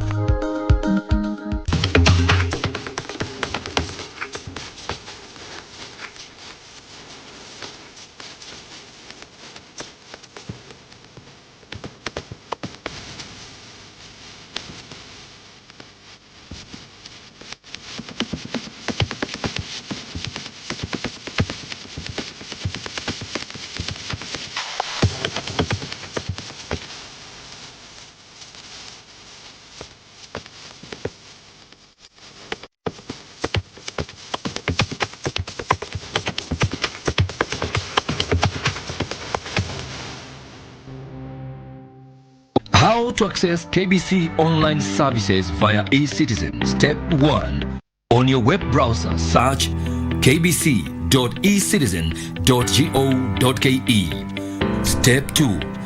Log in using your eCitizen account or create a new eCitizen account and log in. Step 3. Enter your OTP, which will be sent to you via SMS or email. Step 4. Select Matangazo service. Step 5. Read the service instructions. Step 6. Enter your general details. Step 7. Enter your service details and click complete. Step 8. Submit your application and await feedback from eCitizen. Step 9. Click on pay and your payment will be made automatically via M-Pesa and your service will be delivered. Step 10.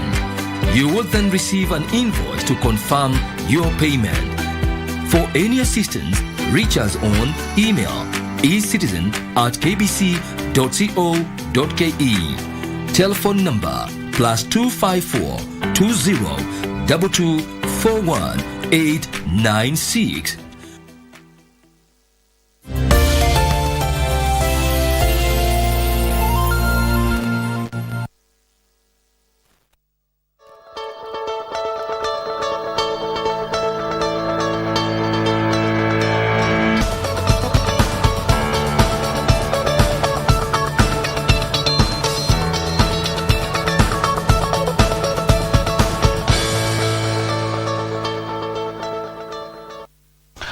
Welcome back, and if you're just joining us now, this is Good Morning Kenya on KBC Channel 1. We shift gears now from Eye on Politics, we get to transformative leaders, and today we are looking at a very interesting topic, which is investing more in infrastructure and its impact on livelihood. My name is Mike Migwe, and to help me with this conversation in studio, I'm joined by Shama Kiteme, who is a civil and structural engineer. Thank you for making time for Good Morning Kenya. Karibu sana to the show. Now, maybe the first thing I would want to ask you from where you stand. As a country, where are we in terms of infrastructure, and how do we compare globally? All right. So where are we in terms of infrastructure? Yes. And how do we compare globally? Yes. Well, a good point to begin is to acknowledge that in the region, Kenya is basically a leader. We are a transportation hub in East Africa, actually East and Central Africa. We have airports. We have fairly good infrastructure. Actually, we are a leader in the region. However, you're talking about just 246,000 kilometers of roads and about 22,000 of those paved. You're talking about Nairobi JKIA International Airport, Moi. We have Eldoret, we have Kisumu. Yes. We have the port in Mombasa. And so in terms of infrastructure and critical infrastructure, we have key assets. Not to mention the fact that some of them were laid out in the 70s, like DKIA. And so the need for expansion, the need for additional runways and all that. And we also need to develop parts of the country that have left undeveloped for very many years. Historically, we have developed along the Mombasa-Malaba railway. You know, either side of the railway, we have had towns spring up. Yes. And so definitely, it tells you that infrastructure spurs development, economic development. And having huge parts of the country without infrastructure, you condemn them to remain undeveloped. And so globally, we still way low. If you talk globally, because we have even countries near us starting to develop tram, electric trains. When you move to the west, for example, you have very well developed transport infrastructure. Yes.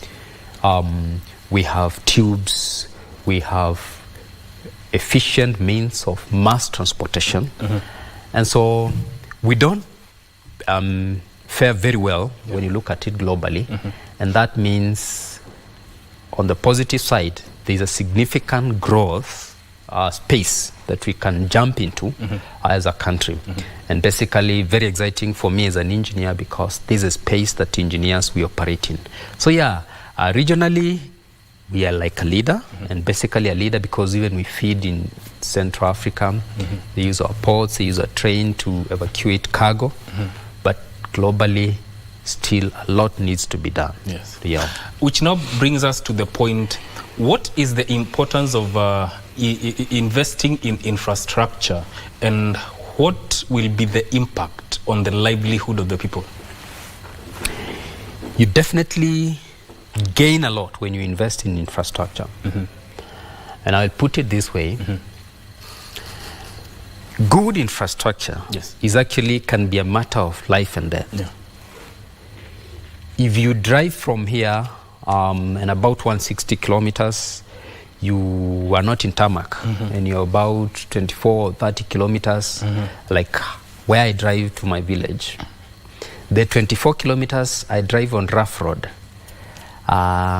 they can make a lot of difference. If I'm in the village and I have a snake bite, if I'm in the village and I need a quick evacuation, it will matter if I can quickly be evacuated to a hospital, if I need a hospital. And that means I need to move very fast by car. If possible, it adds value if there is even an airstrip for medical evacuation and all that.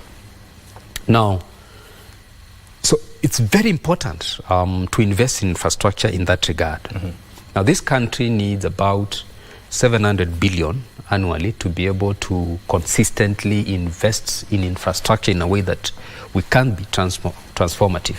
Now, you and I know that resources are always limited because we are competing with other things. However, it cannot be overemphasized, the criticality of the need to invest in infrastructure. It makes the whole lot of difference. I'll tell you, 25th August last year, we saw a countrywide power blackout, and about 17 hours or so, there was no power. Now, if there's a patient in a hospital who is on life support, ventilator, and you need to go, you need power in anesthesia machines to do a life-saving surgery, the failure of power is a life-threatening issue in this country. And so you have to resort for other means, backup power systems and all that. And so it just tells you how intertwined to meaningful life is infrastructure and the need to invest in infrastructure and make sure that this is inclusive. All parts of the country are equally developed. Because again, we have instances whereby parts of the country, they really do not have infrastructure. Talk about the aspect where Kenya tends to have infrastructural projects based on population density. What is that impact? How does this impact the economic livelihoods of people, say, living in arid and semi-arid area? Because you cannot compare Nairobi with a person or infrastructure that is found in northern parts of the country. Yeah, I just said that historically the country has developed along the Mombasa-Malaba Railway. Yes. And so we had towns and economic centers spring up right or left side of the railway. That tells you infrastructure does spur development because it is a facilitator to economy. Compare this to some parts of this country, and I'm aware my colleagues involved in projects in northern part of this country, they will tell you that you can move from a part of the country like Isiolo to Mandera by road, and you will take 7 days. That is unbelievable in this country, because you can move from here to Mombasa, which is roughly 480 kilometers thereof. I mean, in a few hours. Even with a plane, it's 45 minutes, for example, by air. And so that is definitely unheard of in a country like this. It becomes then a country of inequity. And the tiebreaker or the game changer is actually infrastructure. Gladly, I'm aware that we are doing infrastructure in that part of the country, for example.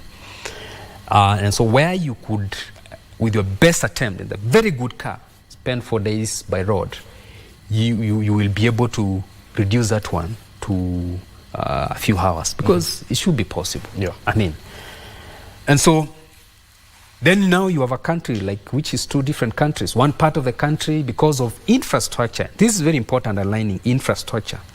I mean, you have a country where moving is very difficult. You have a country whereby, insecurity springs up. For example, when you talk of this part of the country where we have had a lot of insecurity issues in northern part of the country, imagine State House was in Wajir. Imagine the seat of the parliament or legislature was in Mandera. Definitely we would put infrastructure to make sure those parts of the country are safe. And so you are looking at a situation whereby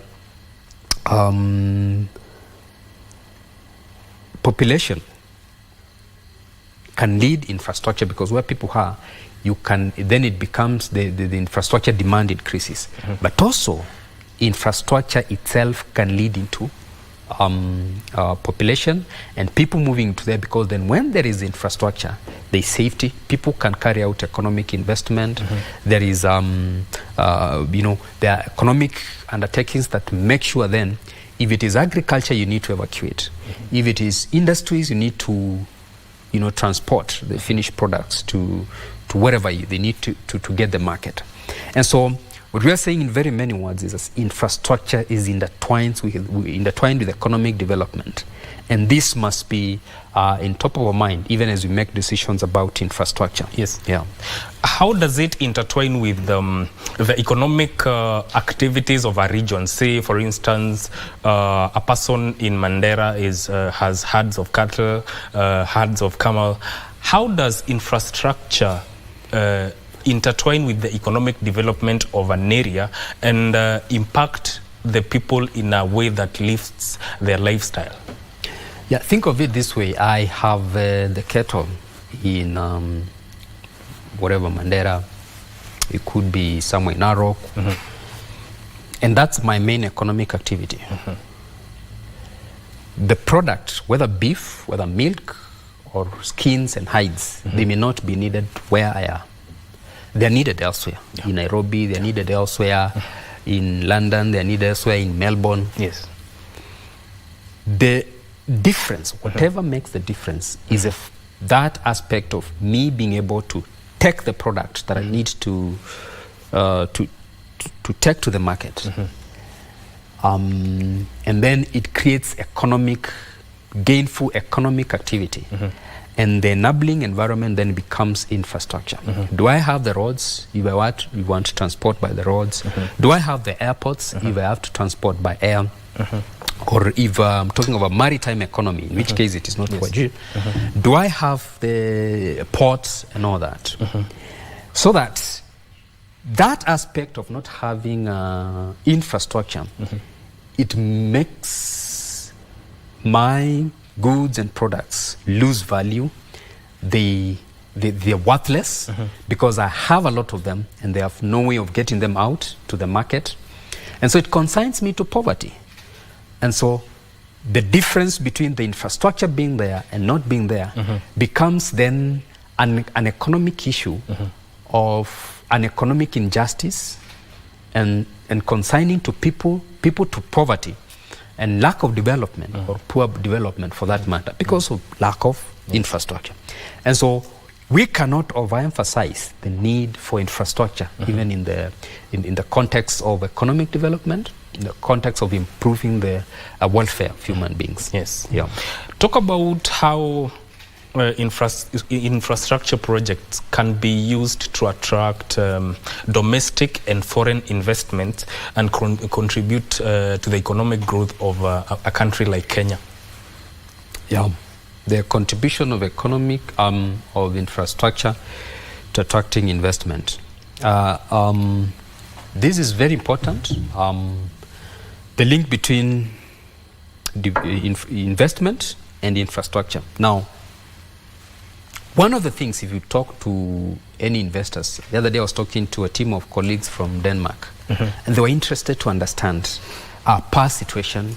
They were interested to understand our road network. They were interested to understand how we are enabling the movement of people. Because if someone wants to invest in Talk of Narok, for example, I have done projects, for example, in Olkalau as an engineer. And we have flower farms in Olkalau. We have flower farms in big parts of Nyandarua. You know, flowers needs to be harvested and transported very fast. An investor wants to invest in flower farming in Nyandarua, in Olkalau, in Naivasha, whatever. They need to be sure that once they put in their flower farms, they can harvest the flowers and transport them quickly. And they need to be sure that the moment they take them to the airport, they are going to fly them to Netherlands very quickly.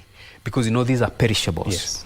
They will lose their value the moment they will stay there without being evacuated. And so it becomes then very necessary and very important for us to guarantee investment to have the infrastructure in place. Now, I already said that we need about 700 billion annually for a couple of years to really catch up with the infrastructure needs for this country. But you also need to be innovative in terms of financing, whether we need to concession, whether we need engineer, procure, construct, and finance, model of financing infrastructure, whether we need PPPs. Yes. We need, there are various models because, the country is suffering from the huge debt burden. Yes.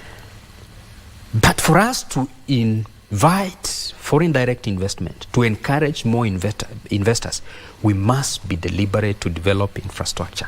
Talk of power, talk of airports, talk of roads, talk of a blue economy. We need to invest in that so that then we have terminal points where investors who want to invest and do products, do manufacturing, they can evacuate the products and link them to the markets. Yes. Yeah.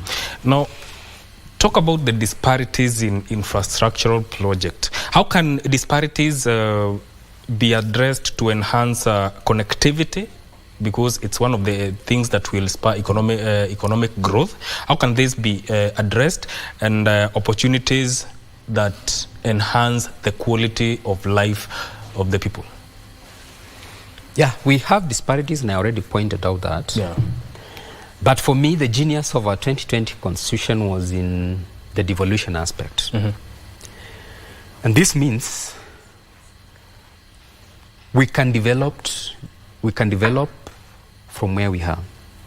And I would vouch for what I call bottom-up development approach. And I'm saying this not because of the political word of what you know the better, but because you can develop from top down, where you impose development on people. But you can also develop from bottom up, where you begin from where people are, from their culture, and grow from there. What do people do? Are they doing agriculture? Why don't you improve their agriculture from there? Are they doing cattle farming? Are they doing fishing? You can develop them from there and make them add value to the economic and what their culture has evolved to be. Add value to that process if it's cattle, add value to that process if it's fishing, add value to that process if it's agriculture. Mechanize it, make it, add economic approach as opposed to being subsistence by mechanization, by mass production, by increasing the area of acreage under production. And by doing that, then you enhance inclusivity, you enhance the capacity of those people to develop from where they are and keep on improving, and then you build the infrastructure they need to commercialize whatever they do. So it is necessary, it is important that we work from where people are, we develop them from there, and then we capacitate from there and make sure that this happens across the country, because it makes no sense. You go and meet someone in Turkana, and they ask you, because you're coming from Nairobi, how is Kenya?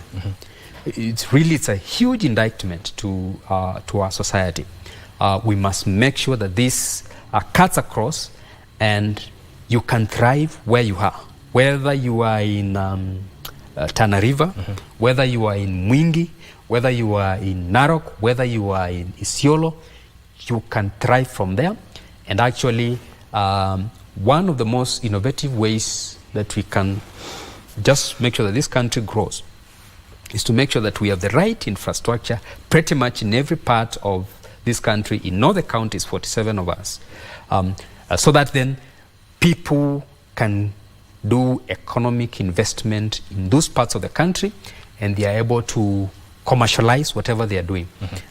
That becomes very necessary, and it's actually almost a question of economic injustice when we do not invest in infrastructure in the different parts of this country. Yes. So the idea is to tailor infrastructural projects that meet the needs and the economic activities of people within a region. Absolutely. That will spur their development and enhance their livelihood. Yeah. Now, talk about how inclusive sustainable development strategies can be implemented to ensure the benefits of infrastructure projects are distributed widely and equally, especially in areas that are less developed. Yeah. Economic, sustainable, inclusivity and sustainability are very relevant words in this day and age. We need to think about every corner of this country. We need to think about what can gainfully be, sourced from that place. Yes. We need to enhance that. We need to develop that. Now, we need power infrastructure, for example, for us to be able to invest in all parts of the country. And we saw the recent problems with power infrastructure. We seem to have not invested as much on the power infrastructure, so that we have overloading and collapse of the grid. We need to invest sustainably in power infrastructure. We need to think about water. In all parts of this country, 80% of this country is actually arid and semi-arid. We need to invest in dams. You can have a mantra of dam in every village in this country. And what you do when you do that, you avail water in all over the country. And then that water, which we can get through rainwater harvesting by damming the water in Ogad and containing what we lose every time there is a downpour, then it can sustainably be applied by the people living there. Because when you have water, you are able to carry out agriculture. Yes. When you have water, you are able to have a meaningful sanitation. You are able to get the water for drinking, for other purposes, for industries and all that. And so our planning must be sustainable in terms of providing solutions where people are in a manner that we harvest the nature. And this is what engineers do. We harvest what is provided by nature, and we have a lot of water that runs down. Every time it rains, we have chaos in this city. Yes. Why? Because we have not built stormwater infrastructure. When we are paving the services, we are replacing ground for water seepage. And what we are creating is water as runoff. That water as runoff needs storm infrastructure to evacuate it. Now, if you don't do that, then you're creating flooding atmosphere. So sustainability comes when we think about every person where they are. And we have even very low reach for sanitation infrastructure, for example, only about 30% of our country. And so we must think about infrastructure in totality in a sustainable manner and where people are. Can we have innovative ways of doing buildings, for example? We can have. We have vernacular buildings. There is a way people in Coast build. There is a way people in Maasai build. Can we harness that and harvest that in a way that we work with the culture of the people, enhance it, build on it sustainably? Because that then becomes very important. You don't just need to disrupt people's way of life so much, but sustainability also has an aspect of working with the community, with the society, integrating their value system as you develop infrastructure. So that becomes very important. We must think about even expanding our railway network. We only have about 2,800 kilometers of railway, and we need railway infrastructure to evacuate heavy cargo and reduce the wastage on our roads, because when we have the vehicles with the heavy tonnage on our roads, then we continue to destroy them. We only have about 500 kilometers, 85 or so of MGR, of SGR.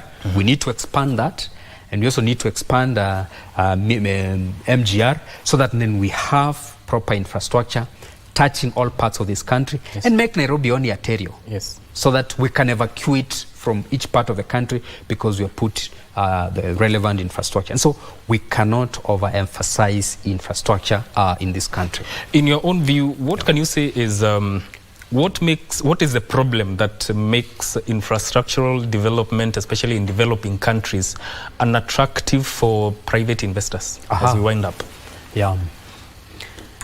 Number one, and I'm privileged to chair a committee under Federation of African Engineering Organizations, construction working group.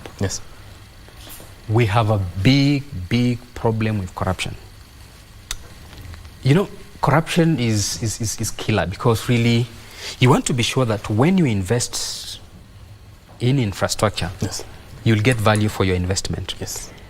I have talked to friends from Ghana, from Zimbabwe, from Rwanda, from all over Egypt, and we have the same problem: corruption. If you make it clean, when private investors who value their money, and the good thing is that we have now individuals who can finance an entire budget of a country. We need to create an opportunity for them to come in and make them do clean business. We heard of a story where an investor wanted to invest somewhere in Kitui, and then he was asked for kickbacks by government players. He ran away. He went to another country. And so we need to provide an opportunity for clean business, for people who want to plow in their money, and whether they recover it through toll, we are paying through SGR. You drive there very fast, you're in the airport. And so that means we are able to welcome, to invite private investors. They invest and they gain their investment by doing clean business. And so that's a very big hindrance in corruption. Thank you so much for gracing Good Morning Kenya. It's a pleasure to have you on the show. We have been talking to Engineer Shama Kiteme, who is a civil and structural engineer. The topic has been investing more in infrastructure and its impact on the livelihood. Good Morning Kenya takes a short break. My name is Mike Megui. Stay with us.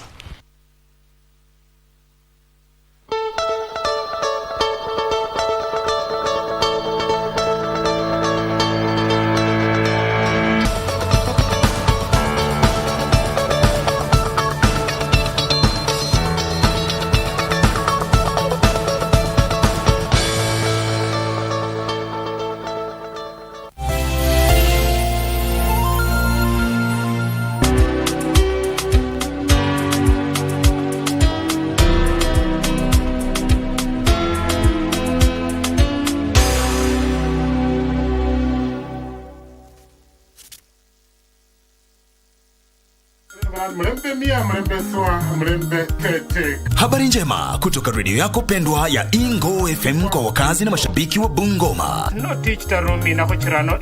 Sasa Ingo FM inasikika Ingo Bungoma kupitia masafa ya 103.5 FM. Sikiliza na uchangie, burudika ukifurahia uhondo wa kipekee kwa lugha ya nyumbani. Awamu ya Baragawi CC, natural sweetness. Kadhalika, tegea Ingo FM ukiwa maeneo ya Kakamega, Busia, Vihiga na Trans Nzoia kupitia 101.5 FM. Isenikoli umwana wa kwendo mkhana wa imoni dalano mbonya kunanga KK. Ingo FM, ininginingi ya Muitala.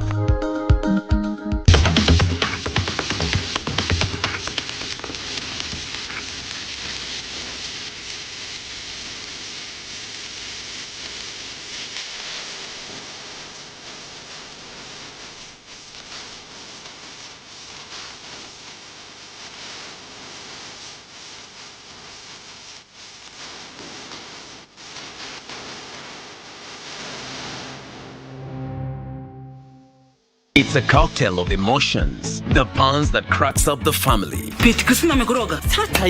Greed that yields power and a hunger for success. Friends turn to foes. Survival for the fittest is the drive. Who are we blackmailing? But nothing beats the feud in a family where one disappears and another fights for the crown. It was not supposed to go this far. It's the desire to succeed that keeps us going, the deception that keeps us digging, and the laughter pill that keeps us living.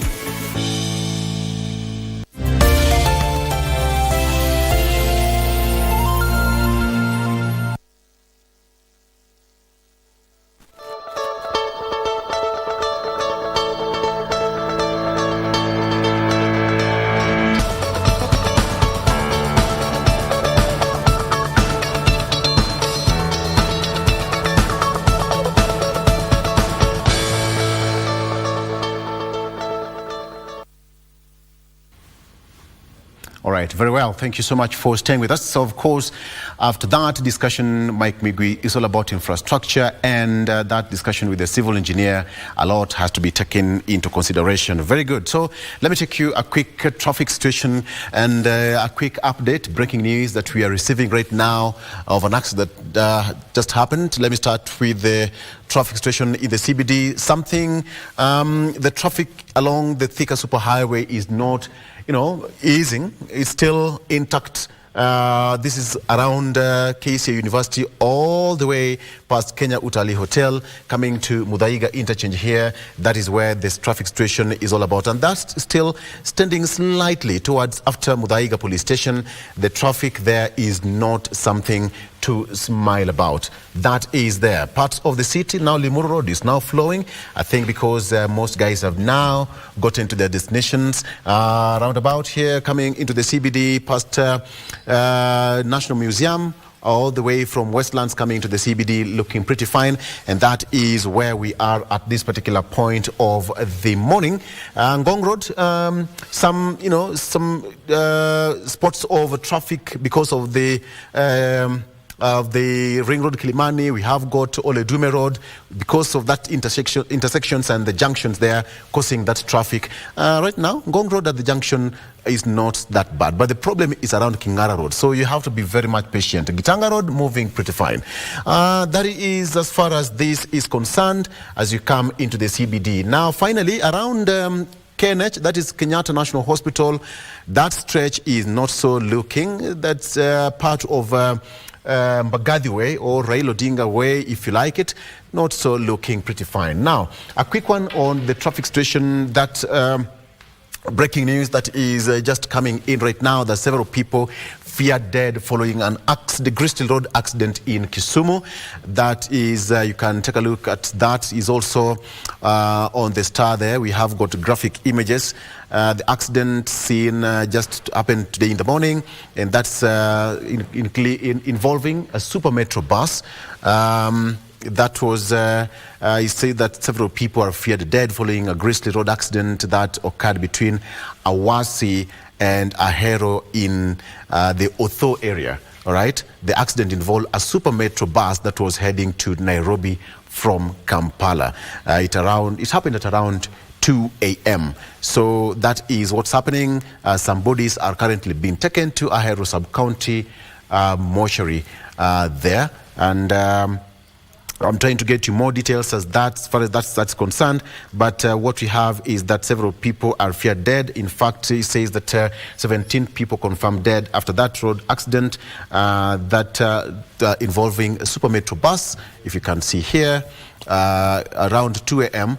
after it rammed into a lorry. So we are yet to find out either that lorry was stationary by the roadside and it had no the triangles, the warning signs. It never had that probably, and the bus hit that. And the bitter part of it is you can see how it really happened. The front section of the bus is completely damaged. That is what we have at this particular hour. And of course, our condolences and grace goes to the family of the affected persons. 17 persons affected so far. So that is what we have. More as far as this story is concerned, we'll be getting to you later on in our subsequent bulletins. All right, so right about now, we cross over to Vivian to give us more of discussion. Vivian, what should we expect? We are about to get into a discussion that is very, very dire, especially at this point in time in this country. Victor, I am sure you have seen the cases on gender-based violence. Most specifically, you have been seeing almost every single week, if not every single day, there's a woman who is said to have been killed either by a stranger, by their husband, by their boyfriends, by their ex-husbands. And I think it is time that we get to have a discussion on this. Victor, I'm also sure that you saw the march that happened on Saturday, where, you know, women came out in numbers. We also had some men there as allies, as well as children, just taking to the streets to protest and to just work on, or rather just shout about the fact that we as women deserve to live. And we're not just talking about women deserving or having a right to live. All humans have a right to live. Even as men, we suffer in silence, so to speak. I think our guest is going to answer that. Does he suffer in silence? Does he? Our guest is going to get in on that. Now, if you may allow me to just get straight into family check, and as I have mentioned, that is what we are going to be looking at today. And specifically, we want to shed light on the family setup that exposes people to gender-based violence. And joining me for this particular conversation is Pastor Wilson Githenji. Pastor Wilson, welcome to Good Morning Kenya. Thank you. You're doing well this morning? Very well. I'm Pastor Wilson Githenji, and I'm very happy to be here so that we can talk about that topic, which is calling people all the way. In fact, this is not a problem in Kenya. It is a problem everywhere in the world. When we talk about gender violence, we are talking about four things which are very critical. One of them is we have the physical one, the physical violence. We have the psychological one. We have the sexual abuse, and we have even the economical violence. All these are violence which are attacking us, and they are coming to us each and every day, especially in families. And how does that look like, you know, in the family setup? Okay. On the onset, I would like, first of all, to restore the family where God required the family to be. The initiator of family is God himself. Because when I read my holy book, that is the Bible, in the book of Genesis 2 verse 18, it says, "Then God said, it is not good for this man to live alone. I'll make for him a helpmeet." So the idea of a family comes from God himself. And one of the things when we are looking upon this topic, we need to return to God and ask God, what was your objective in creating man and having a family? What was God's objective of having a family. One of the objectives of God having a family, we see as if people look upon a woman as an aftermath, is an afterthought of God. Because after God creating all the things in 6 days and creating man, then God said this man needs a helper. And that's how the Bible says that after that man was created, a woman was created from man. But let me tell you, Vivian, woman was not an afterthought of God. Woman was in the thoughts of God from the start. It's only that God was preparing himself to create this wonderful creature called woman. It's a wonderful creature. Look upon a world without women. How would the world be? I wonder how that would look like. Yeah, there's no life. Yeah. There's no life if at all the woman is not there. Because she is the one who was given the law of creating other people. So people see as if a woman is an afterthought. But God did not create this woman afterthought. One of the things I would like us to look is when God created man, the objective was to have a harmonious, good family. A harmonious, good family where people have a relationship which is very lovable. And that is why when he wanted to create a woman, he didn't create from the dust. He created the woman from the man. So that the man can, the woman can't be part of the man. And that is why the Bible says she is called woman. Yes, created from man. Now, after creation from man, the man required to love. He was obliged to love the woman because it's coming from the body. And that's why one of the preachers called Paul says, do you have somebody who hates his body? No. You cherish, you care for your body. So when gender violence is coming from home, it is opposite of what God required it to be, because there is harmony that God created, that woman and man should be one. And this is why God said, two shall be one. So that when they are two and becomes one, there is harmony, there is peace, there is love, there is all things. That relationship becomes very close. Yeah. But what is then causing this gender-based violence that we're experiencing in the family setup? On the onset, I also want to look upon it from the religious part of it. You know, there's so many perspectives you can look upon it. But through the religious perspective of it, one of them is sin. Because after sin entered into the world, God had to curse man and also to curse the woman. And I remember when woman was being cast in the book of Genesis 3 verse 15, rather than bearing children in difficulty, the woman was told, your desires shall take you to this man, and man will rule you over you.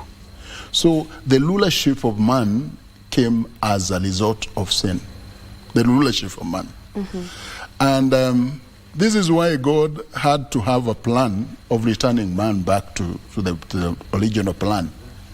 And when he sent a savior, that is Jesus Christ, the Bible says that when we are in Christ, Paul says in the book of Galatians 3 verse 28, all becomes one. There is no Jew, there is no Greek, there is no male, there is no female. All have become one. So God is trying to return the plan back, where the woman will be part and parcel, a partner to man, that there is no rule. You are called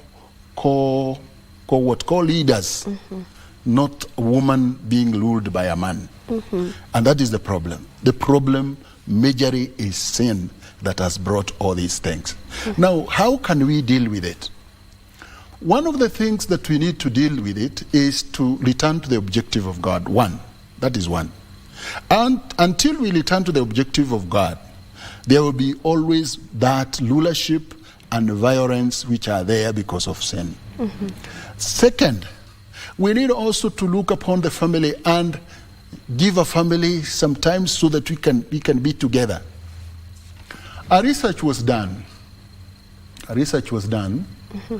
of 369 teenage girls and teenage boys mm-hmm. and 415 teenage girls. And they were asked, what is the best qualification that you can give a father? The best qualification. What are the qualities of a father? The major quality of a father. Mm-hmm. Do you know what was the result? The result was mm-hmm. we need a father who have time for his kids. So one of the problems that we are encountering is that we have fathers who are not there for their kids to bring them up. Mm-hmm. That is one of the problems. Mm-hmm. We have fathers who are bringing up children, but they are not caring for children.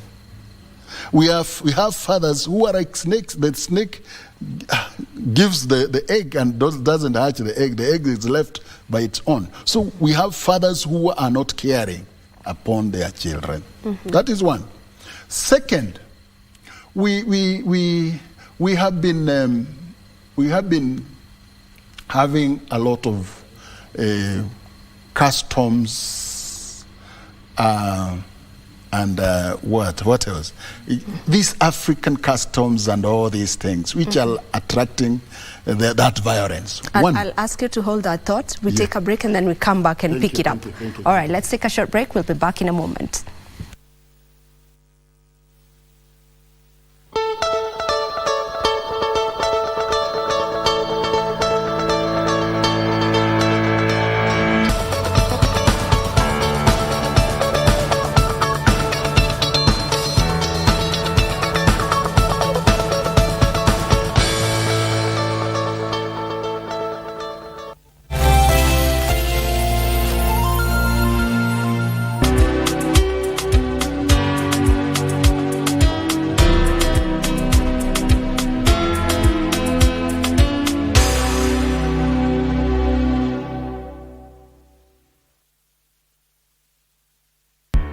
KBC Channel 1 magazine programs strive to disseminate news and information. Welcome to Happening in the World of Entertainment and achievements of individuals navigating through life. Be parts of the intelligent conversation upon KBC Channel 1. Related to the interest of Kenyan public on various subjects of national importance. Basi karibu tujifunze. Keeping you up to date with the latest tech news, challenges and remarkable stories of individuals with disabilities. And you have a say. Our magazine programs empower communities with words for conversations and a common language to approach the world.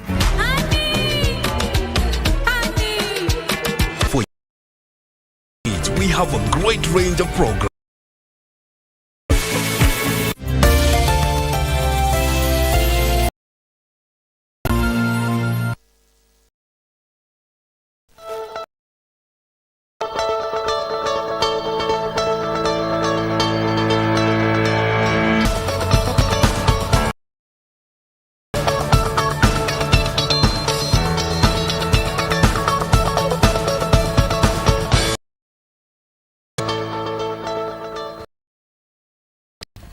Thank you for staying with us. Before we took that short break, Pastor Wilson was just explaining to us some of the reasons why we are experiencing gender-based violence. You had talked about missing parents, you know, like the lack of fathers in a home. Mm-hmm. And you were just explaining to me about the second reason, which was our setup, the African setup. If you may pick it up from there. Yeah. We have the African customs and the way we are brought up. Mm-hmm. Because I remember when I married about 39 years ago, I was taken by one of the elders. Mm-hmm. And I was told, according to our custom as Kikuyus, when a lady comes from the home, she comes with the dust from the bed. That bed she was lying on in her father's. So what you need to do is to remove the dust. And how to remove the dust is to beat that woman a heavy beating. What do you mean? Yes, you beat that woman a heavy beating, that when you are outside, when you cough, she accepts. Like this is something that you were being told by the elders. So this is something that was being taught to all the men. And even some men are asking, how can you laugh with a woman at the kitchen? How can you just joke with a woman in the kitchen? You need to be always serious as a man. Those are some of the customs which are necessitating for this gender violence. Yes, because when a man grows up knowing that a woman is to be beaten, that will necessitate what is there. The other thing is also there are some things that are necessitating the gender violence. We have economic reasons. Many men are taking money as their power to rule their home. Money to rule their home. So they are overpowering women. Women are not there to handle money. I am giving the money to the family, and I need to stand for the family from the kitchen to the sitting room, even to the bedroom, because I have money. So the woman becomes like a beggar in the morning. And they have always a song in the morning. Yes, the song is sung, hakuna unga, hakuna mafuta, hakuna hii. In the evening, hakuna hii, hakuna hii. And the man is always coughing those money. And sometimes very hard, asking why I bought the other day the fra, where has it gone? I was teaching once in Mombasa, and a lady said, Pastor, you have said very well. Why? My husband usually goes to work and places the hand on the flour, so that nobody will go to that flour until he comes from work. And if at all he doesn't find the sign of that hand, nobody will eat in that home. So you see they are domineering. That domineering and lacking of mutual understanding when it comes to finance, it is causing.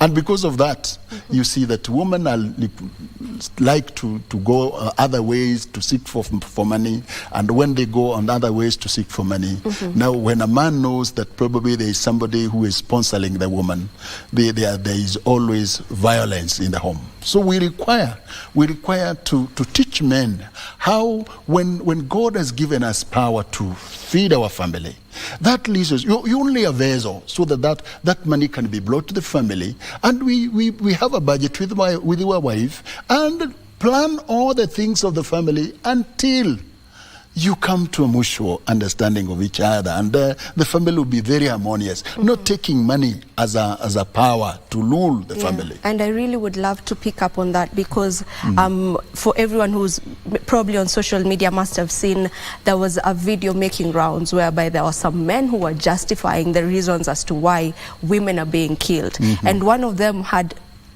I mean, the reason was it was just barbaric, you know. They were giving a reason as to why, you know, why is it that I can buy you pizza as a man and then I don't get something in return? Actually, that validates them being killed. Why is it that I can give you money and then I don't get anything in return? And they were just trying to justify and validate why these women are being killed. I mean, what can you say to someone who has that kind of thinking? I think that is a bit barbaric. Very, a bit barbaric, actually. Yes. Because for one, we need to be harmonious, to be together. When I have money, as a Christian, and you lack some money, I need to give money. As a woman, we sit down and plan about money, not requiring me to hold the money and you seeking other avenues of getting the money. And that's why there is violence at home. So the best way is to make that God has seen it fit for me to get this wealth. And after getting it, it is there to be used both by the family and other needy people that requires them. Not to justify that the women are killed because they lack money and they need services and all these things. No. No. And how do we change that kind of mindset? Because that was just one person, or it was two. It was actually two guys. That is just two people, but they represent a whole group of men who think like them. Not every man, of course, but there's a group of men who think the very same way that these ones are thinking. So how do we change that? Now, there are two things that we need to do. One, we need to empower women. To empower women. Most of the women are housewives. They need to study and learn so that they can get also their own money. So not to rely on men's money. Two. Second, there is a problem that we are encountering of ladies getting pregnant and not returning to school. So they become mothers while they are still young. And because they are still young, they don't have any avenue of getting money. So by so doing, even the government needs to open a way that little teenage girls to return to school and be educated. And after being educated, they get their own money so that they can.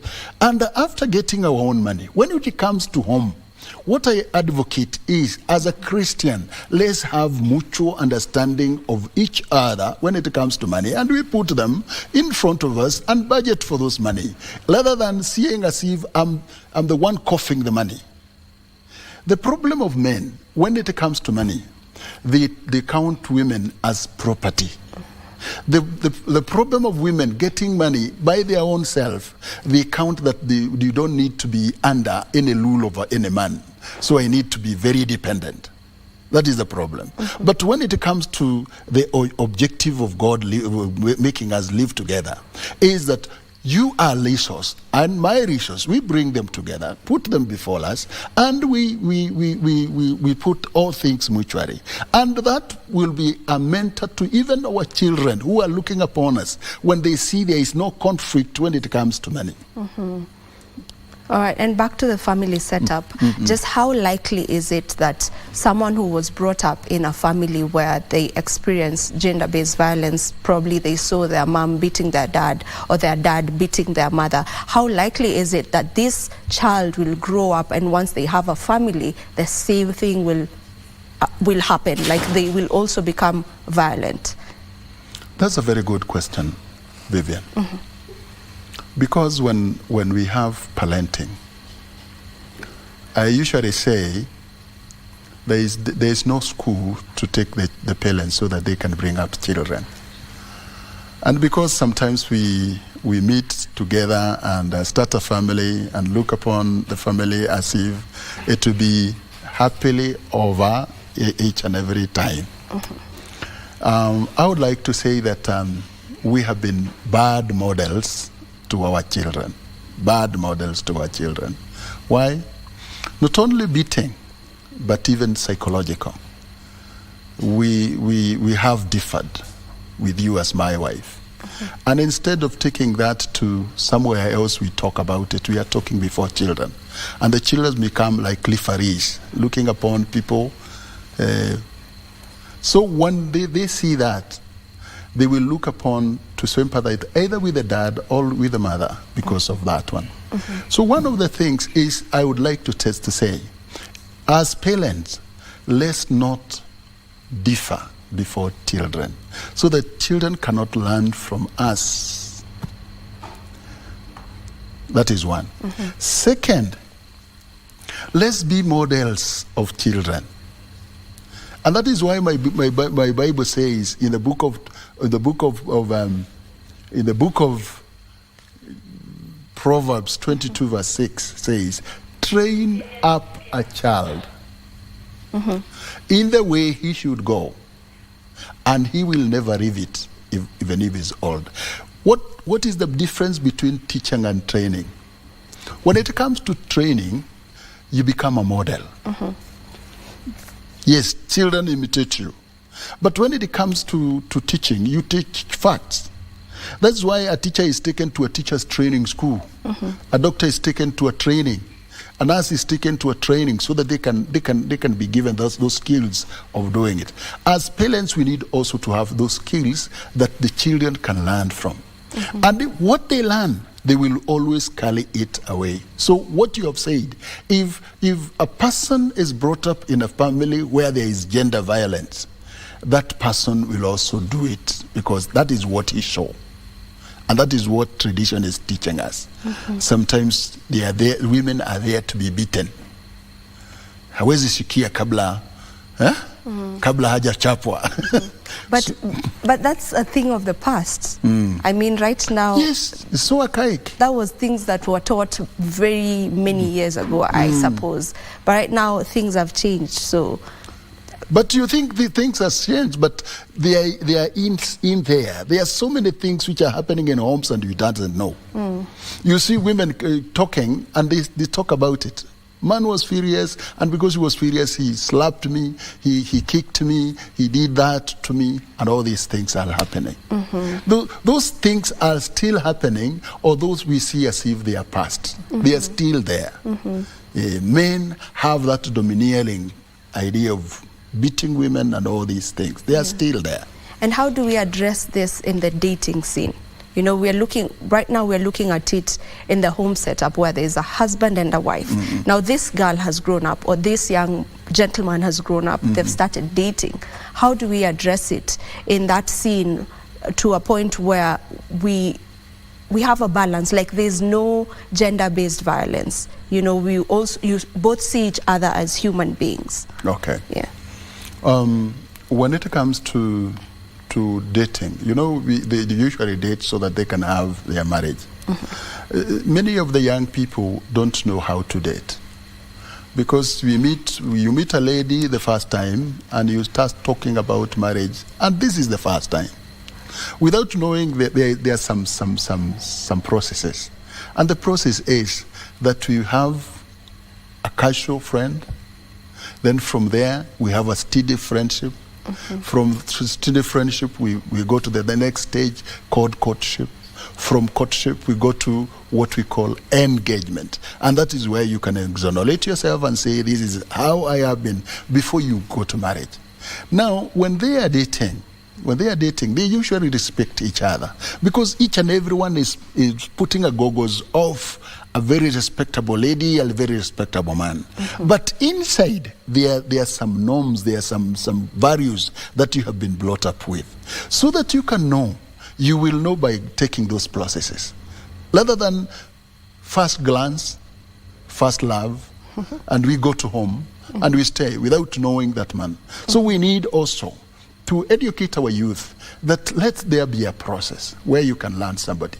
And you can learn that person even from the background. How has the man or the lady been brought up? If at all she is brought up from a violent family, know that cell is predominant in that person. And one day you will see that person being violent because of that one. Yes. And how do we address gender-based violence in a manner that it doesn't turn into a gender war? Because as it is right now, it is a gender war as we speak. You know, it is victimizing the victims. It is, you know, pointing fingers at each other. Men are the wrong ones in this. Women are the ones who are wrong in this. How do we address it in a manner that it is not violence, it is not really a debate on who is the better gender in this situation or in this topic? Okay, that's a very good question. Because when I look upon it, yes, it is both, especially today. There are men who are harassed by their wives, and there are men who are beating their wives. Yes. Yes, it is both ways. Now, so that we can address it, it doesn't become women of a man and man of a women. One of the things is to know that as men, we are there to love. That is what my book says. As ladies, we are there to submit. When we submit and when we love, when we love as men, that submission always comes easily. But when we don't love, that submission is no longer there. That is no longer there. Now, as men, we need to know and to look upon women as valuable people who have been created by God. And we at all we value them, we shall not have that gender violence. That gender violence. We shall not, and when we recognize God, because God has given us some values we shall to follow, like the 10 Commandments. We have the sexual violence. That sexual violence, it doesn't mean the acts alone. It goes on even harassment, even talks, even all these things. They are there. So when man requires sex, it is to one of the things God has given the conjugal right to a married man and a married lady. But today we have so many people who are going outside their marriage to get those. And let me tell you, Vivian, and this is what I usually tell men. When a man goes outside, he feels that is a simple thing and he is entitled to it. But when a lady goes outside marriage, it's very, very serious that even a man requires to divorce that woman. So if women were divorcing men because of going outside, so many men could have been divorced. But women are very, very, very, very what? They're very humble. They are very forgiving. That even men are going outside, and the ladies are persevering that. But men doesn't feel that way. So one of the things we need to do is that when we are together,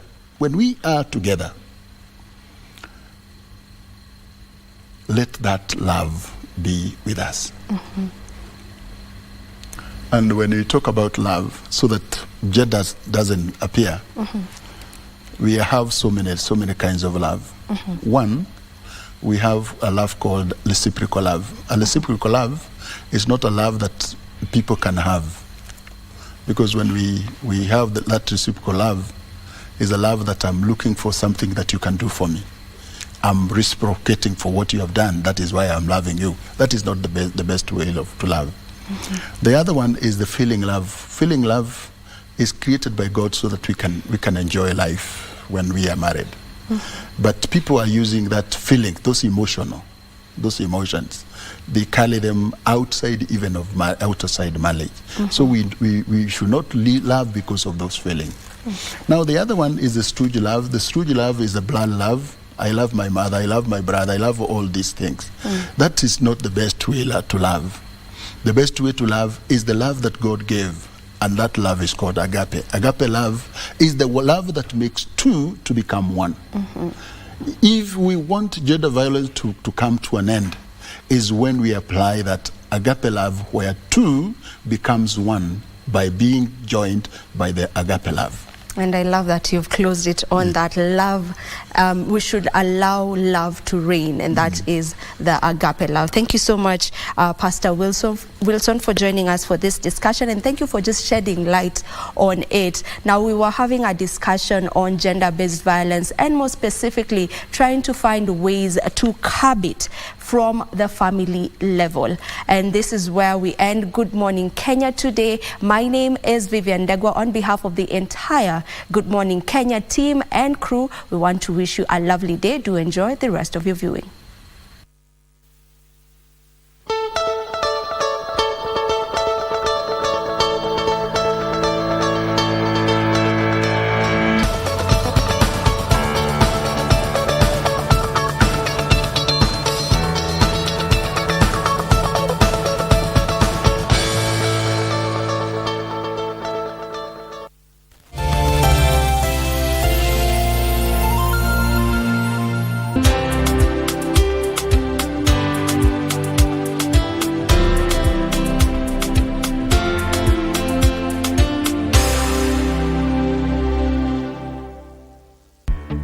KBC Channel 1 magazine programs strive to disseminate news and information. Welcome to Happening in the World of Entertainment and achievements of individuals navigating through life. Be part of the intelligent conversation upon KBC Channel 1. Related to the interest of Kenyan public on various subjects of national importance. Keeping you up to date with the latest tech news, challenges, and remarkable stories of individuals with disabilities. And you have a say. Our magazine programs empower communities with words for conversations and a common language to approach the world.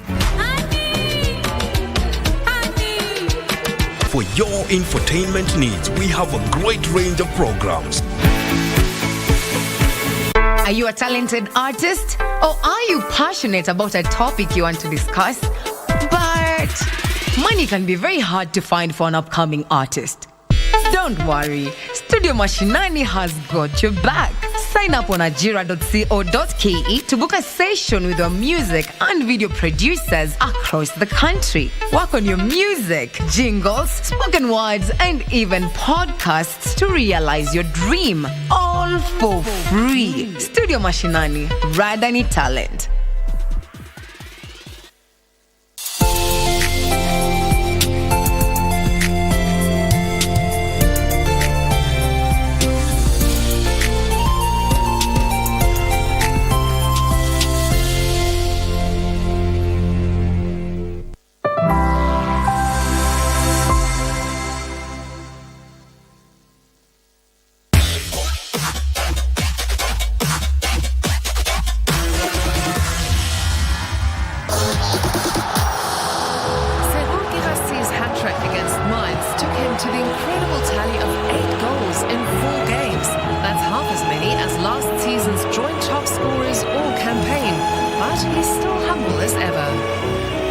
C'est très bien. Mais voilà, je le répète toujours, c'est le collectif. Sans mes coéquipiers, je peux pas marquer ces buts-là. Voilà, c'est un travail d'équipe, c'est un autre, mais je suis très content d'avoir marqué 3 buts et encore plus content pour la victoire. Kirasi, take a bow, son. It was the Kirasi show today.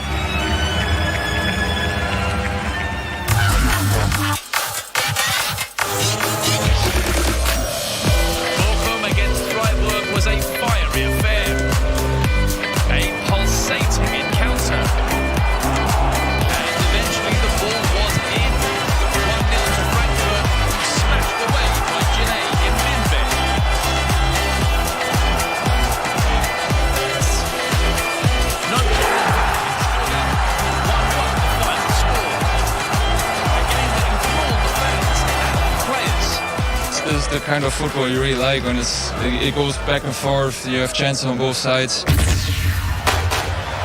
Franklin converted a handball penalty to